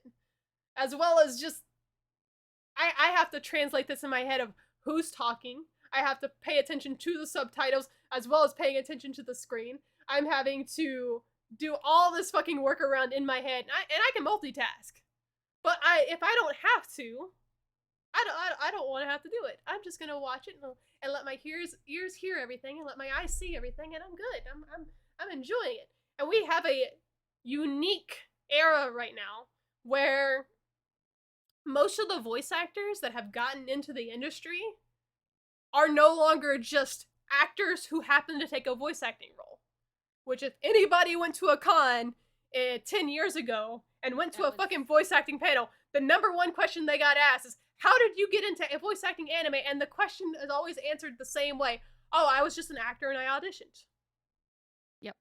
But now it's more, I was a huge fan of anime. I was a huge fan of these voice actors before. I admired their work. I started training my voice. I started working on doing different voices. I started going to classes for it. I've done the vocal training. And they have a much better range because they are no longer focusing all their acting skills on various movements and facial expressions. They are focusing most of their skills into developing their voice into different characters and being able to portray different emotions with just their voice and not with their facial expressions, which is what a lot of anime needs, because there's a huge difference between a Disney voice actor to a anime voice actor, because Disney does not put as much emphasis in certain dramatic moments as anime does. If you compare one to one, it's not the same. So seeing somebody that's gotten into the industry and has taken up these roles and has put the time in to make these adaptations as good as they possibly can be, and then to have them be like, oh, well, it's bad because it's dubbed. Nah, fuck you. Like, Nah. you can have your preference, you can watch your subtitles, but you cannot shit on dubs just because you have a preference because you think Japanese sounds cool. That is my rant. I mean, I 100% agree. The dubs versus subs argument is just completely stupid. Mm-hmm. Uh there's so many anime that I love listening to the dub for. Mm-hmm. For me it's so kind of funny because it's almost reversed. Like I turn on dubbed anime so I can multitask. Yeah. And then whenever I watched it subbed, I want to be fully completely immersed. Sometimes I don't have that option to be dubbed, but I will be fully immersed in what I'm watching because I can't multitask if I'm watching a subbed anime. Right. There is definitely a big pro to being able to watch a dubbed anime on one monitor, and then I get a message on Discord, and I can just turn over and look, and I don't have to pause my video. I can just look who messaged me. Okay, good. I didn't miss anything. Like, if I'm going to respond to it, I'm probably gonna pause it depending on how where I'm at in the anime series or what anime it is. But most of the time, I can just I can multitask real quick and I can still watch the anime, and I'm not having to constantly stop what I'm doing to do something else, Yeah. which is nice. And if I could speak Japanese and understand Japanese fluently, I would do it. I can read some letters and I can understand some words, but I cannot, for the life of me, watch an entire anime and understand what the fuck they're saying. Yeah, Yeah. that is a skill I do not have either at this time. Mm-hmm. But yeah, Um, but it's an argument that has lasted way too long, and it I hate it. I really do. it has, and it's honestly it shouldn't even it's an argument that should have just long died because it's no longer relevant. Really, it Uh, is. I mean, granted, yeah. then there are bad dubs, and there are bad translations to dubs as well. And I won't go into this now, but I fully blame the over glorification of the Ghost Stories dub for that, where people are changing dubs to have political agendas and stuff that don't really fit the narrative. And generally, you can look at who's doing the script writing and tell who if it's gonna have that or not, because it's generally the same two people that do that shit in the script writing. And I typically avoid anime that they have done that for, because they have done that for every anime. And lo and behold, these are also people that worked on the Ghost Stories dub that everyone keeps saying is the best dub ever. So, you know, maybe you shouldn't glorify one of the worst dubs that is ruining the dubbing industry, and actually give praise to dubs that deserve it. I think it's so funny because I agree with you, but like in a really weird, different sense completely. Mm, Because with localization, like there's good and bad localization, yeah, but it's not because it is a very, very difficult thing to localize something and make it fit. yeah, So I'm very lenient with localization because that is same. so hard trying to make things fit in the way. Mm-hmm. It's only when it's literally so off base Yeah, that it's like it's it's almost like what? Like it because I get like for example like an idiom. Oh, they didn't translate idiom the same way. Yes, they didn't because it doesn't make sense in English. Like right. I don't know what the fuck they mean. Yeah. Um It's like doing there's a certain tongue twister in Japanese and expecting it to be a tongue twister in English. yeah. Or like well, I can use Fruits Basket as an example, but there's a Mm-hmm. very impactful line. I will not say what it is because I don't want to spoil it. Uh-huh. Um and it is translated at least 3 or 4 different ways in all of its adaptations. Mm-hmm. And it's powerful no matter how it is. Granted, everyone's gonna have a favorite preference, Right. but none of them are wrong. They're all just a different localization, Mm-hmm. and there's nothing wrong with that. Um, but it's bad subs are just when it's just so off off base that it doesn't make sense. Now that doesn't mean people taking creative liberties is bad because we have the Kaguya-sama dub and that's hilarious and that is all creative liberties. Yeah. Um I can't relate. I haven't watched it, so. Yeah, that's all creative liberties, and it is hilarious. So it's not so much that, it's just where the localization fits, Mm-hmm. essentially. If it doesn't fit, that's where people kind of where I can see it being bad, but in most cases, localization's not a bad thing. It's something to be relatable and easy to understand for a general audience. Not everyone who watches anime is a diehard anime fan. There's a lot of people who are just casually watching it and Right. they don't know it's anime. Like they don't know anime so deep like a lot of major anime fans are. Yeah, you're not gonna get all these little nuances and references to a culture that you're not a part of. And I think one of the most idiotic arguments I've ever seen in the past like 2 years. And I would love to call this person out in full name, but I'm not gonna do it. But you know who you are because you're probably gonna watch this podcast. But they came into my chat and said they would refuse to watch a dub because it is essentially an adaptation of the original content because it's not truly translated. But this motherfucker watches subtitles, which is still an adaptation. Unless you're watching it straight to Japanese without subtitles and you're able to understand Japanese, you're still reading an adaptation of the translation, because even in a subtitle it is not translated one to one, which is the same for like those idioms and such. It's not really, it doesn't make sense for them to translate something like that one to one, because you're gonna read that and you're gonna be like, what the fuck did they just say? And then if they translate it to something that is more localized, you're like, oh, they made a pun there, or they made a joke there, or something. Like it makes more sense, because you don't understand the pun if you don't understand the language and the what is it, the flow of the sounds that come with it, I guess, that make things like make them into, there's a word for it. I don't Like know the word for it. the But rhythm of yeah, essentially. yeah. Like if you don't get that, or you don't get that this word means this word, but it also means this word. So when they make that pun, but they're like, it was something in gravitation, and I hate the gravitation subtitle for this, because this was in the day and age when they did one to one translations, and the reason they stopped doing this in subtitles is because it didn't go over well. Where they would do the one to one translation, and then they would give you an entire text bar either at the beginning or the end of the series, or even at the top of the screen, explaining why this is a pun. Um, And that only really works well mhm. in a manga format. Yeah, it did not translate well at all in gravitation, because he was saying something like, I don't remember, I don't know if he was saying somebody's name or he was starting a word, and the person was trying to guess what word he was trying to say, and so he was finishing it off with all these other things, and he's pulling out a cactus, and he's pulling out a teddy bear, and he's pulling out a fucking drink of some sort. And in Japanese it makes sense because all these words begin with like this one sound. But in English, none of these things start with that same sound. So you're just like, oh, okay, why is he saying you if and pulling out a cactus? That makes no sense. The word's not you. I think it was like Sue or something. But it's like you can't do that and have it make sense, because afterwards they pulled the big text bar and it said, oh yeah, and then he's saying Sue, which also translates to this word with the Sue, and then the rest of the word, which translates to cactus. I'm like, oh, okay. I didn't need that. You could have just made it into a different joke and I would have been fine. Ah, yeah. So that's my dub talk. What's your next hot take, ma'am?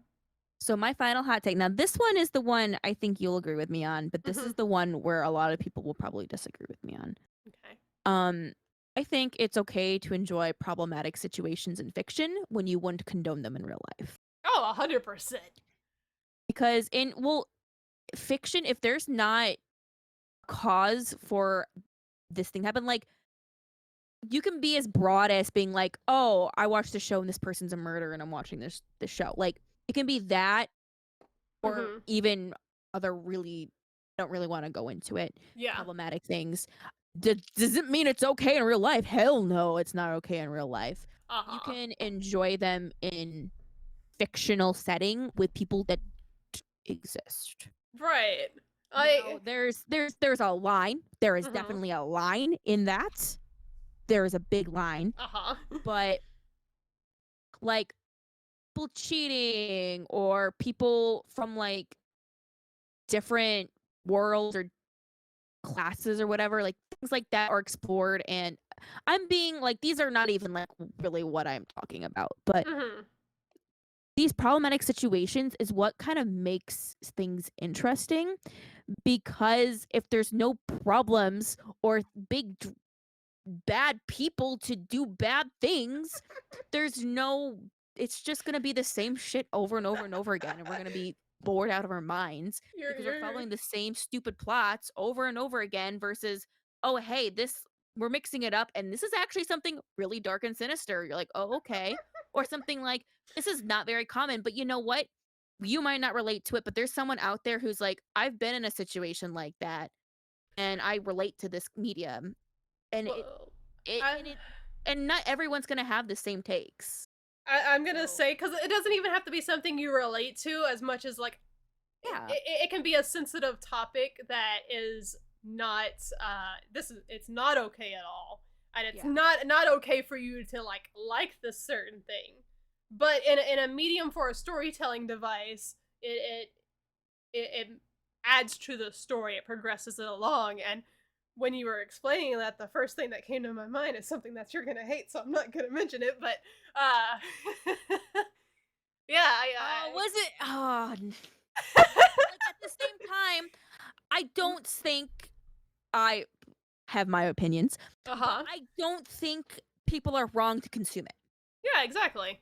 I mean, I recently watched a very adult anime of sorts that I watched it and I enjoyed the story of it, and then I looked back and I was like, that's kind of fucked up. It was still good, Yes. but that was really fucked up.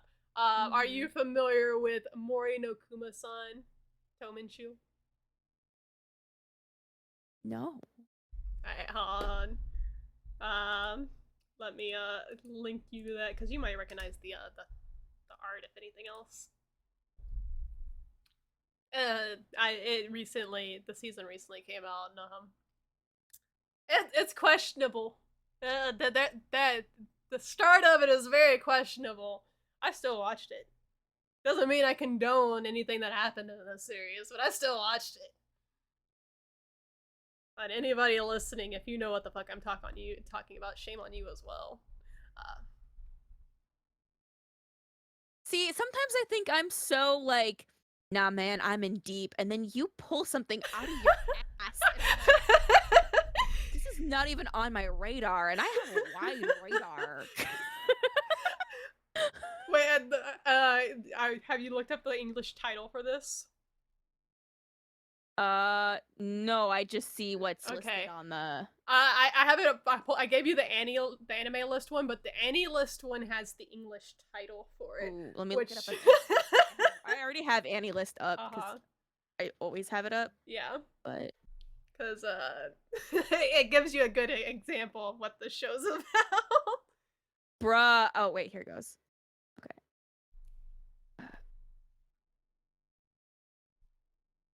Wait.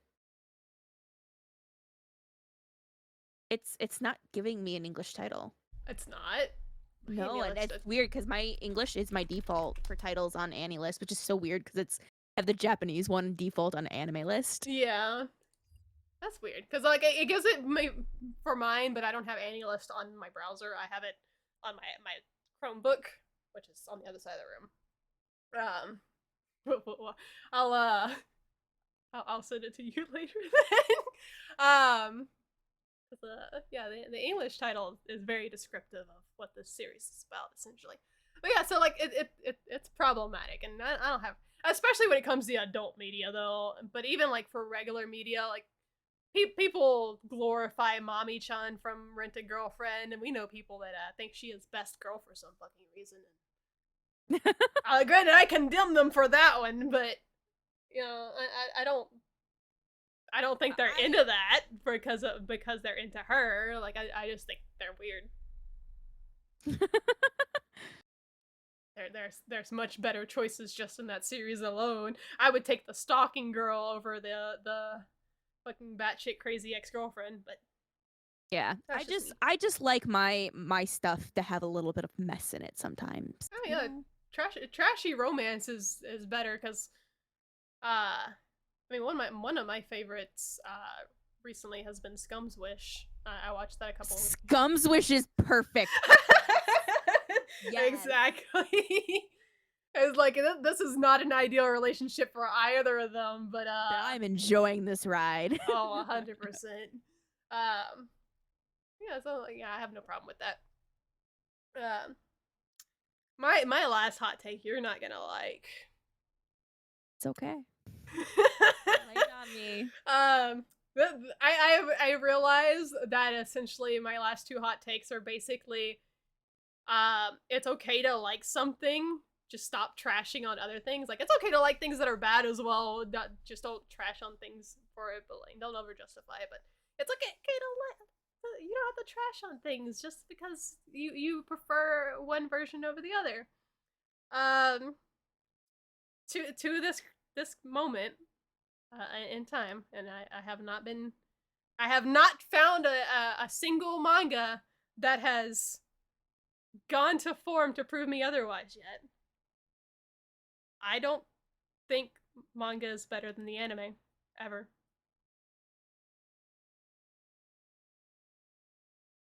I 100% think that there are adaptations that don't finish, and that's unfortunate, but I don't think that makes it a bad anime adaptation. I think anime always adds more to it, enough to compensate for it, whether it's adding the animation to it to pull the scenes together, the added of voice acting, the added of music to set the tone. I think anime is generally at least on par or better than the manga counterpart in every case that I've ever experienced that has an anime adaptation. And there are more cases of where the anime has definitely been better than the manga, and I've had no cases where the manga has been better for me. Case in point, Demon Slayer. The anime is definitely better just because. Oh, the... that one's an easy one. Well, you pick the oh yeah, this is the obvious answer. Well, which is so funny because that's not an obvious answer for you. Well, it's that's an obvious answer. Well, that's because literally Demon Slayer is just absolute garbage. The only thing that's good about it is the animation. But so I haven't read a lot of anime or a lot of manga, but of what I've read, DNA Angel I like the anime more. Fruits Basket now has an adaptation where I like it more. Full Moon, Sagashite, I believe is the pronunciation. Yes. I like the anime more. Horimiya, I love the manga. I fucking read the shit out of it. I like the anime more because it gets to the point a lot fucking faster, and I didn't have to go through fucking months of reading that shit.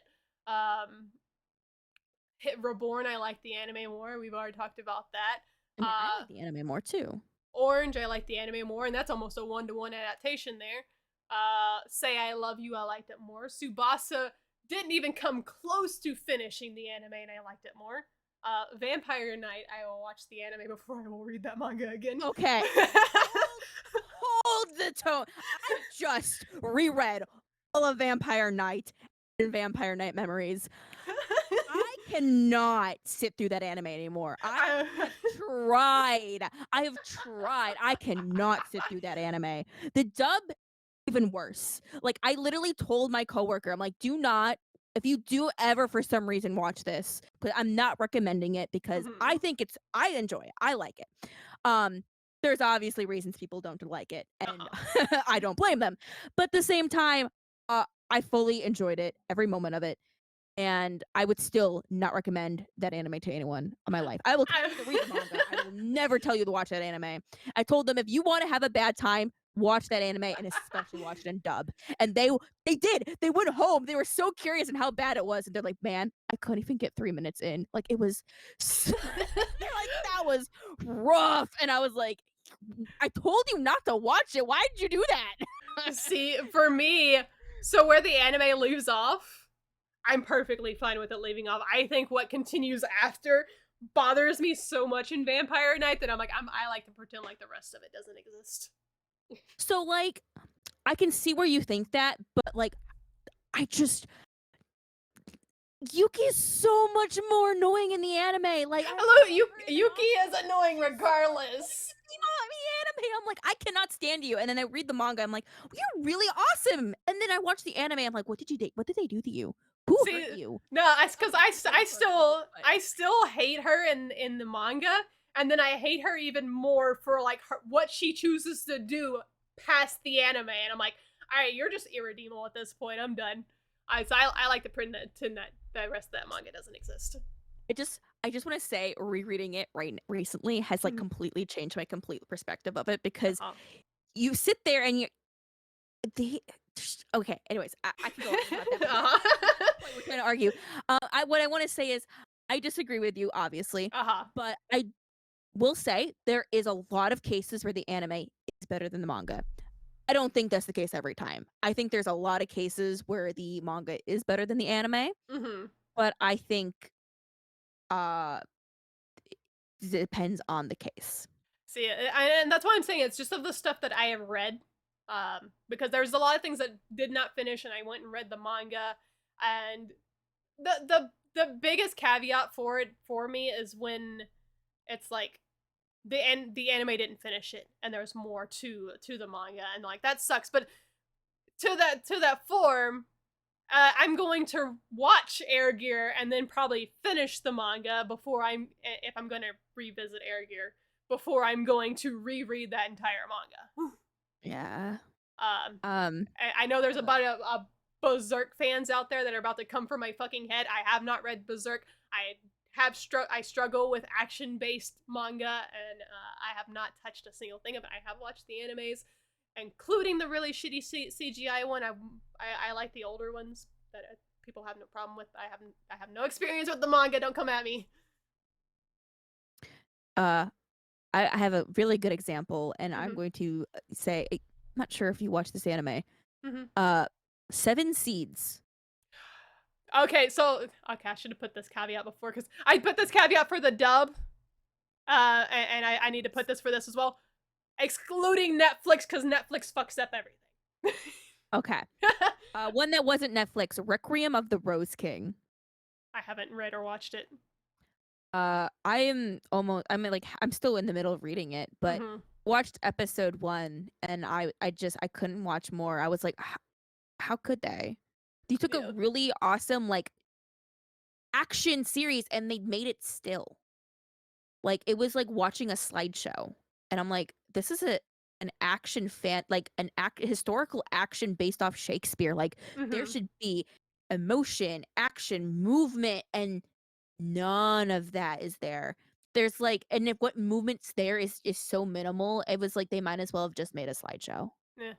I haven't watched it. Again, like this is just for the stuff I've read, and like all the ones I listed are the things that I have finished, and then there's the stuff that I'm currently reading, where I have stopped reading because I just could not get as much into the manga, which that's stuff like Skip Beat, Bitch Boo, or on High School Host Club. Nana is still listed on here as currently reading for some reason. Uh, Black Butler, Komi-san, Because Fushigi. it's listed as hiatus, that's Yeah, why. so It's it's so never it gonna be won't finished. let you like conclude it because Yeah, it's still technically on hiatus. yeah, but like those are the ones I'm currently reading, and I've stopped at some point just because I struggled to get past where the anime was, just because I'm not as invested into it. I think the animation and the music and everything that makes an anime different is what. Oh, I haven't actually marked. I've actually read this Blue Spring Ride, where I prefer the anime. It's still listed on Plan to Read. I haven't updated my manga list. I need to. Yeah, my Annie list is correct. My anime list, I tried to correct and then I just read a bunch of shit and now it's completely not the date Yeah. anymore. I tried to update my Annie list, and I get frustrated with its what do you call it, the not the algorithm, the interface, and it took me forever to actually try and figure out how to search for anime to add them to the list, because just like I don't feel like doing the port thing for my manga to try and like port the list over because it's a Dude, pain in the the port ass. thing was my saving grace. I'm so glad I just ported it over cuz that just made my life so much Well, easier. I did that for the anime, of course, but I haven't. It doesn't update it with the new anime that I watched. Oh, And so yeah. I went to port it again. But I didn't do that with the manga. I went ahead and added my manga into there, and I haven't read enough manga to like go through all these extra steps to try and port it. So it's just like, all right, I'll search for things, and then some things weren't coming up with the Japanese title, so I would have to search the English title, and some things weren't coming up with the English title. They're coming up with the Japanese title. And I was like, okay, I'm confused. I don't like this. And then I kept clicking on like, okay, I'll just scroll through this to add the stuff I want to read. And I can't figure out how to just scroll through regular anime. I can just figure out how to scroll through my list of anime. I got frustrated. No, so, but yeah, so that's I have a hard stance of like I have yet to be proven that like I can enjoy a manga as much as I enjoy an anime. Even because even the Angel, the manga is so much different than the anime.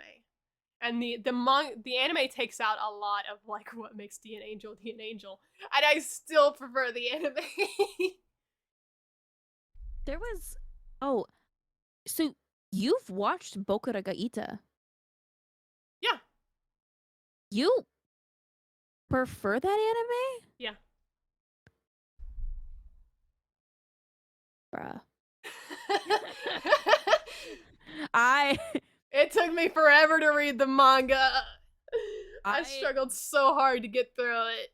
so for me the first like volume, yeah, I had a hard time getting into it again because when I reread it recently. Uh-huh. But like once I got to like a certain point, I couldn't put it down. Versus the anime, I couldn't do it. Oh, I love it. I love the art style of it too. I think I it's mean, the art style is nice, but like Mhm. the I just couldn't do it. I couldn't do it. I couldn't do the anime. I mean, there's a lot of mangas. Well, I want to like pick up and I want to read because there's more to it, like Noragami or Magi. But like, I just I start trying, and as soon as I start, I Soul Eater even like I hate the Soul Eater ending, but I cannot read that manga. Okay, I have one for you. Okay, Rosario Vampire. I could not read that manga to save my life. I'm sorry. The manga was leagues better than the anime. I own 2 volumes of it, and I read them and I stopped collecting, and I was like, I'm just gonna watch the anime.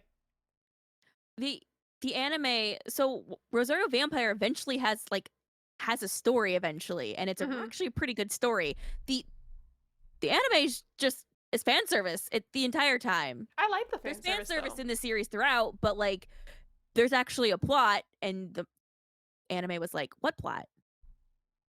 See. For me, I just view as Rosario Vampire as being the better DxD. So, uh, You couldn't pay me to watch DxD. I watch some of DxD. I like heavy fan service stuff if it's done well. Did you watch The Promised Neverland season 2? No, I didn't like Promise the Neverland. It involves small children. I don't know why that made me laugh. That made me... I don't. Okay, I'll preface this. I don't like watching things where like the main characters are small children and act very childish a lot. Like I know they kind of act them a little mature and they're a little on the older side, but it's still like it's not my go-to.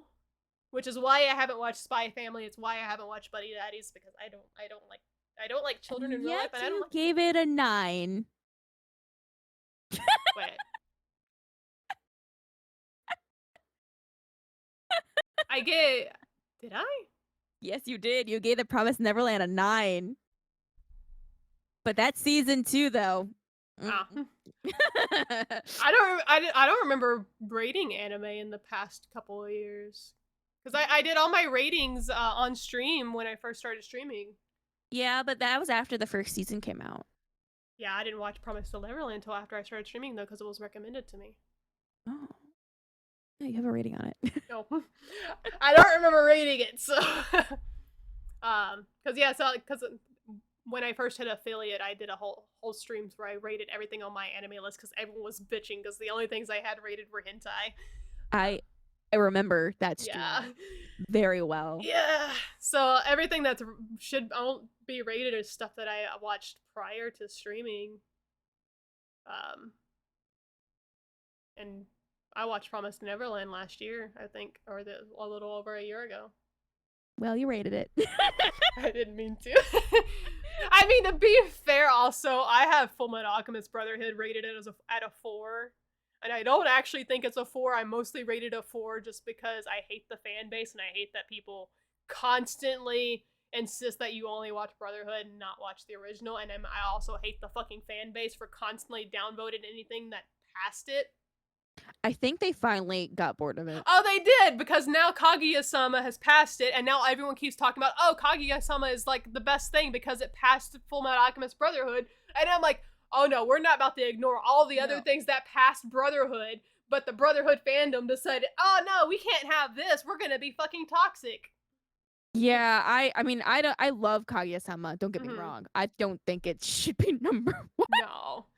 Like I wish for like if all the Brotherhood stands are now bored with downvoting everything, can they all go remove their rating off of Fruits Basket so it can take its proper place in the top 10 again?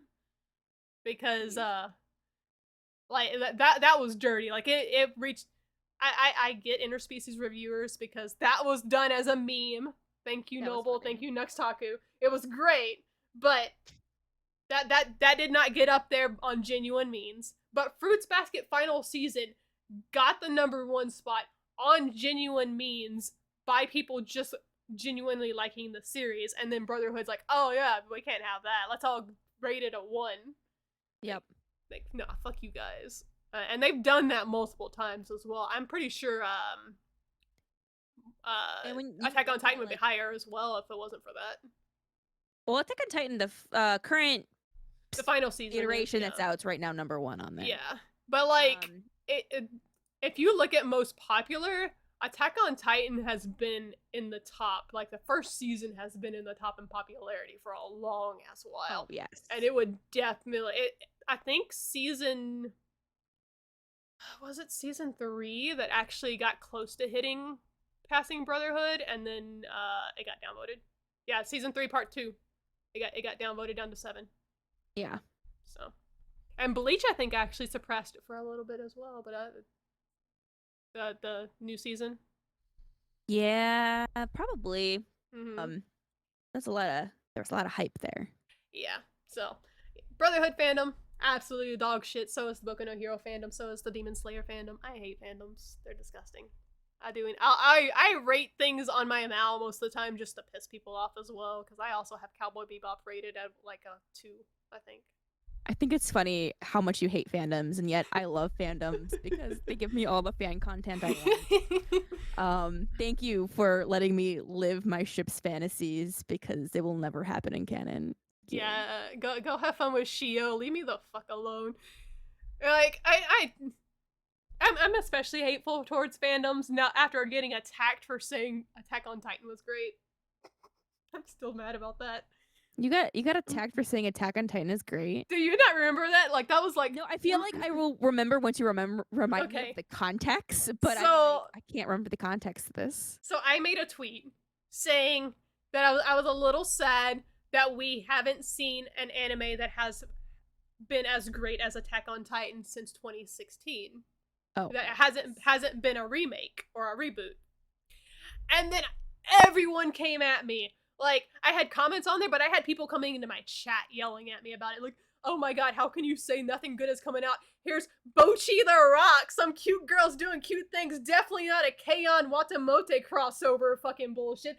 Definitely better than Attack on Titan. Here's Licorice Recoil that just came out that is airing currently that people keep talking about that I've never heard of. Definitely better than Attack on Titan. Here's some other random anime I've never fucking heard of. Definitely better than Attack on Titan. We're gonna act like Attack on Titan didn't bring an entire generation into anime, that even fucking normies know what Attack on Titan is, that Attack on Titan final season opening, the rumbling, charted in the US on the Billboard Top 100. It was that hype. You tell me Bochi the Rock can pull that shit off, and then I'll shut the fuck up. But you don't come fucking attack me telling me some cute girls doing cute things bullshit is better than Attack on Titan. No, Attack on Titan is a modern classic. It is going to go down in history as a classic after time has passed. You couldn't go anywhere when that first season dropped without fucking hearing either Attack on Titan. Yes! It was fucking everywhere. And this is before TikTok, man. It was fucking everywhere without TikTok.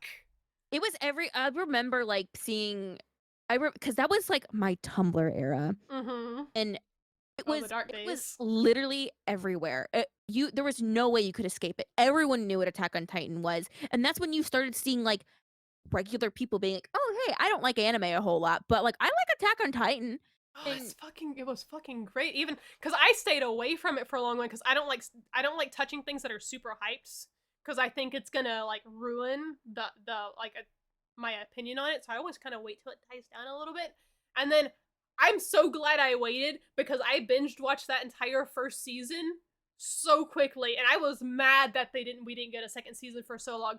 But the fact that it was able to keep the momentum of that hype for what, 6 years until we got another season says a lot as well, because by then the fandom would have died. So I just want to say I lucked out regards to this because what happened is episode 1 dropped. Only at that time, only one person on my timeline Mm-hmm. was hyping it up. One person. And they Oh, were like a manga fan before it even came out. right. So like that's why they were hyping it. Okay. Other than that, people weren't like there was like a bunch of like pictures going around, but it wasn't like hype yet. Mm-hmm. And I was like, "Okay, I'll check it out because I'm seeing it everywhere." And then I watched episode 1, and then episode 2 wasn't out yet, and I immediately hunted down the manga and binge read all I could of the manga. Oh And man. so I got to just live the hype and not be spoiled and not have it ruined by anyone else. I will also say this actually, because okay, I'm the number one fan hater. I don't like fandoms. And I will double down on fucking fandoms if they come at me. I am not afraid to be that spiteful bitch. It's good. I But like fandoms.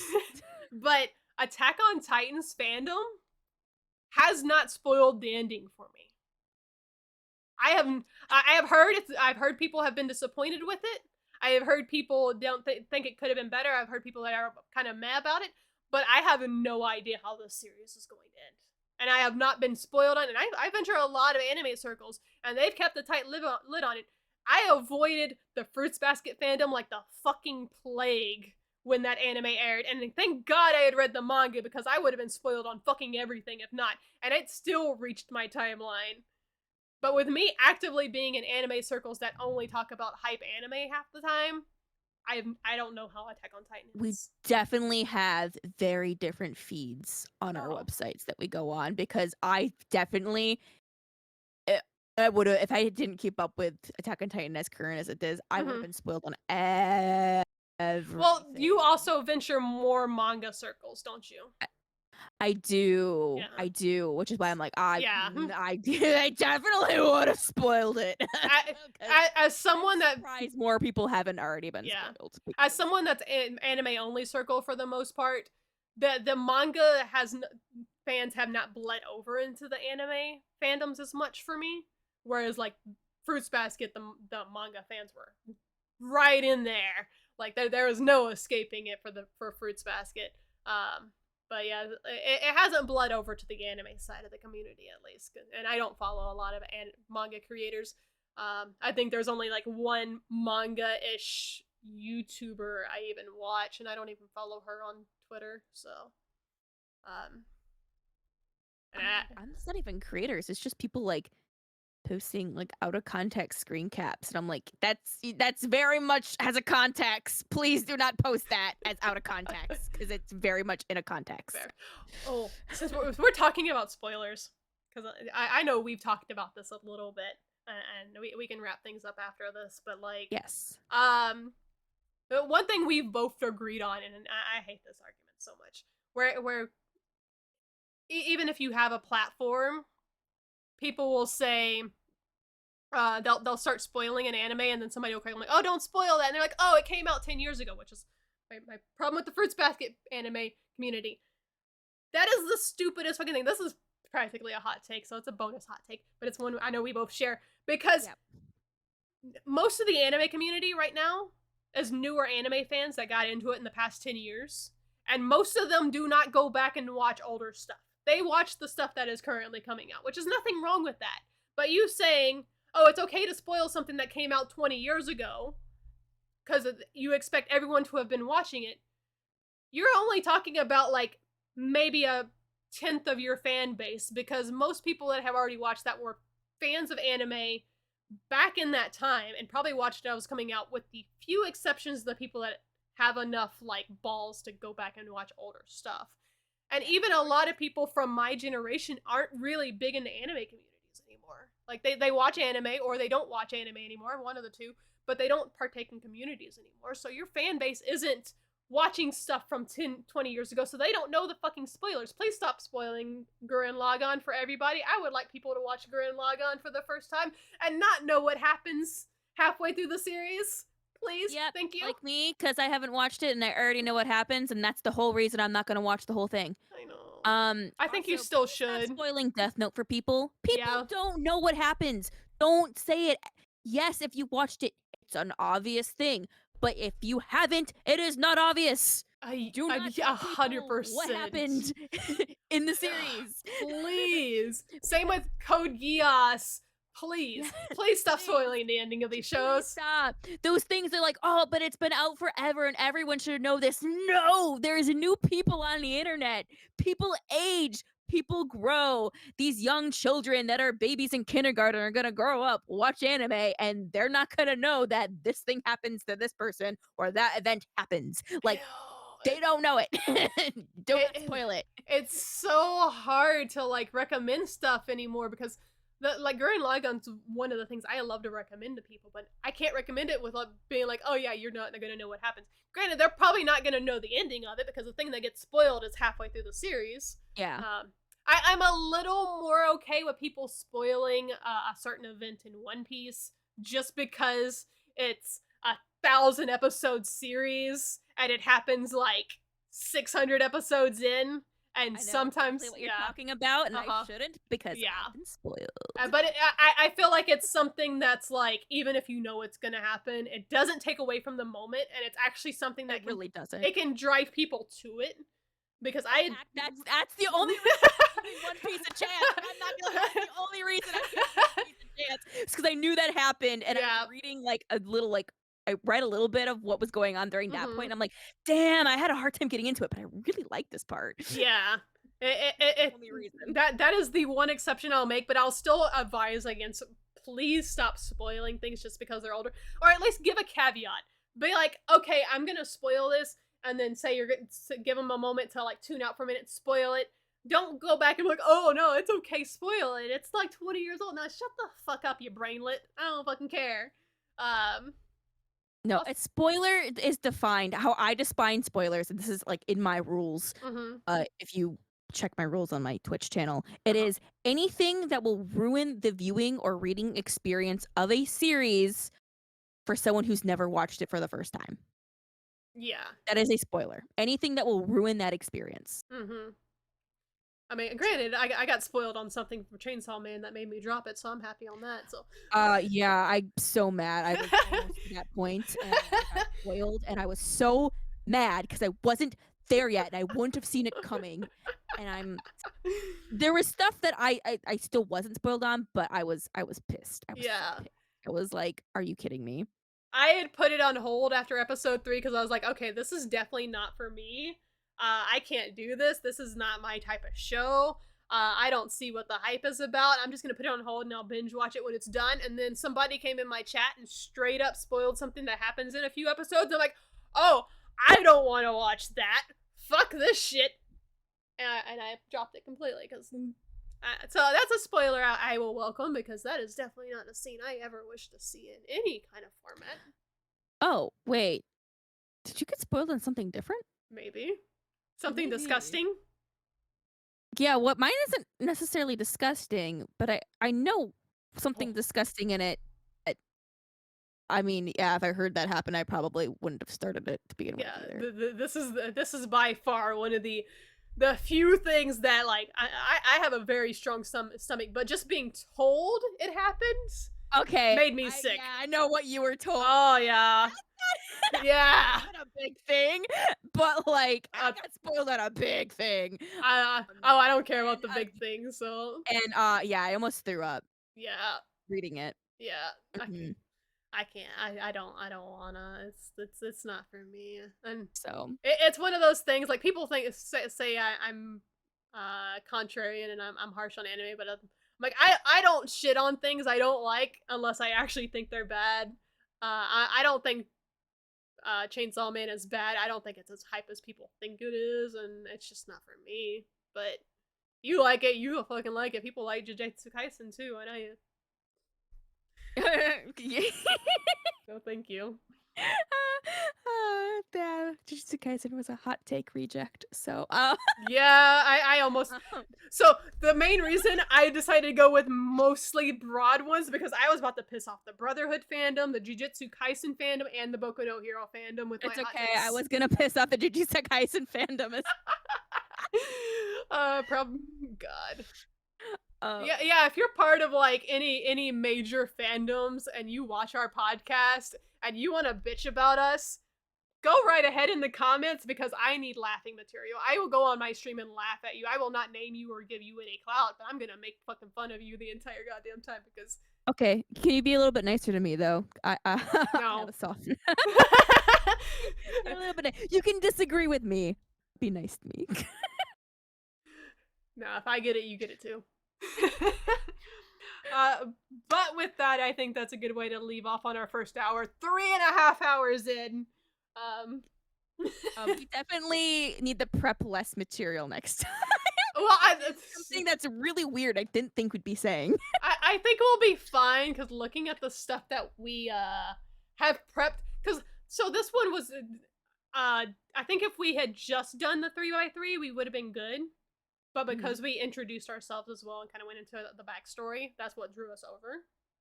Yeah. So I think the topic part was fine. A lot of tangents. I mean, that's gonna happen. That's expect happen, that. Yeah. That's the point. That's the point. Yeah. So for sure, this will be uploaded onto for sure YouTube and Spotify, Google Podcasts. I think we're doing Apple Podcasts as well. We'll initially, this episode, when it first comes out, won't be available on every platform, but as episodes come out, we will release it to as many platforms as we can. Yeah, we'll slowly get them in there. I don't know what day I'm gonna put this up yet. I'm gonna have to see how much editing I have to do first. There's probably a lot of things you'll probably be like, yeah, we should probably cut that. Oh, you overestimate how much effort I'm gonna put into this. I'm going through and I'm cutting dead air and that one little minute when we had a problem with Fujitech, and that is it. Well, you might want to cut the moment where I also had someone like in my room for a second. That's fine. It's a potty break. But yeah, so this will probably go on YouTube first because I think Spotify like takes about a day or so to upload or whatever. We'll see. Yeah. We'll put it out there. The next episode should come out in 2 weeks. And we'll decide what that episode's going to be about for then. Until then, you can keep up with updates for the podcast on our Twitter, Riceball Conflict Podcast, I believe this. I don't remember what the at was. RiceCon Pod. RiceCon Pod. Yeah. RiceCon Pod is the at. We will try and do updates on there. Keeping on and kind of informed of what maybe our topics are going to be. Maybe if we do some highlights from the stream, we'll post them on there as well. Feel free to follow us, our individual accounts. I am Cyan Kincaid. This is Shiorans. What is your Lady Twitch? I'm Lady Shio on Twitter, but I usually go by Shurins and everything else. You're Shiorans on Twitch though, right? Yeah, I'm Shurins on Twitch. Okay. And yeah, so we're both Twitch streamers. Shio hasn't streamed in a while. She needs to. Okay, I've been consuming manga and anime. I have been researching for our podcast. How many of those have we actually talked about this episode? Vampire Knight was one of them. Yeah. But yeah, feel free to follow us on everything. Feel free to leave us a comment, a like. Leave me hate mail. I love it. Leave me kindness mail. Y'all have a wonderful rest of y'all's week, and we'll see y'all next time. Bye-bye. Stay safe.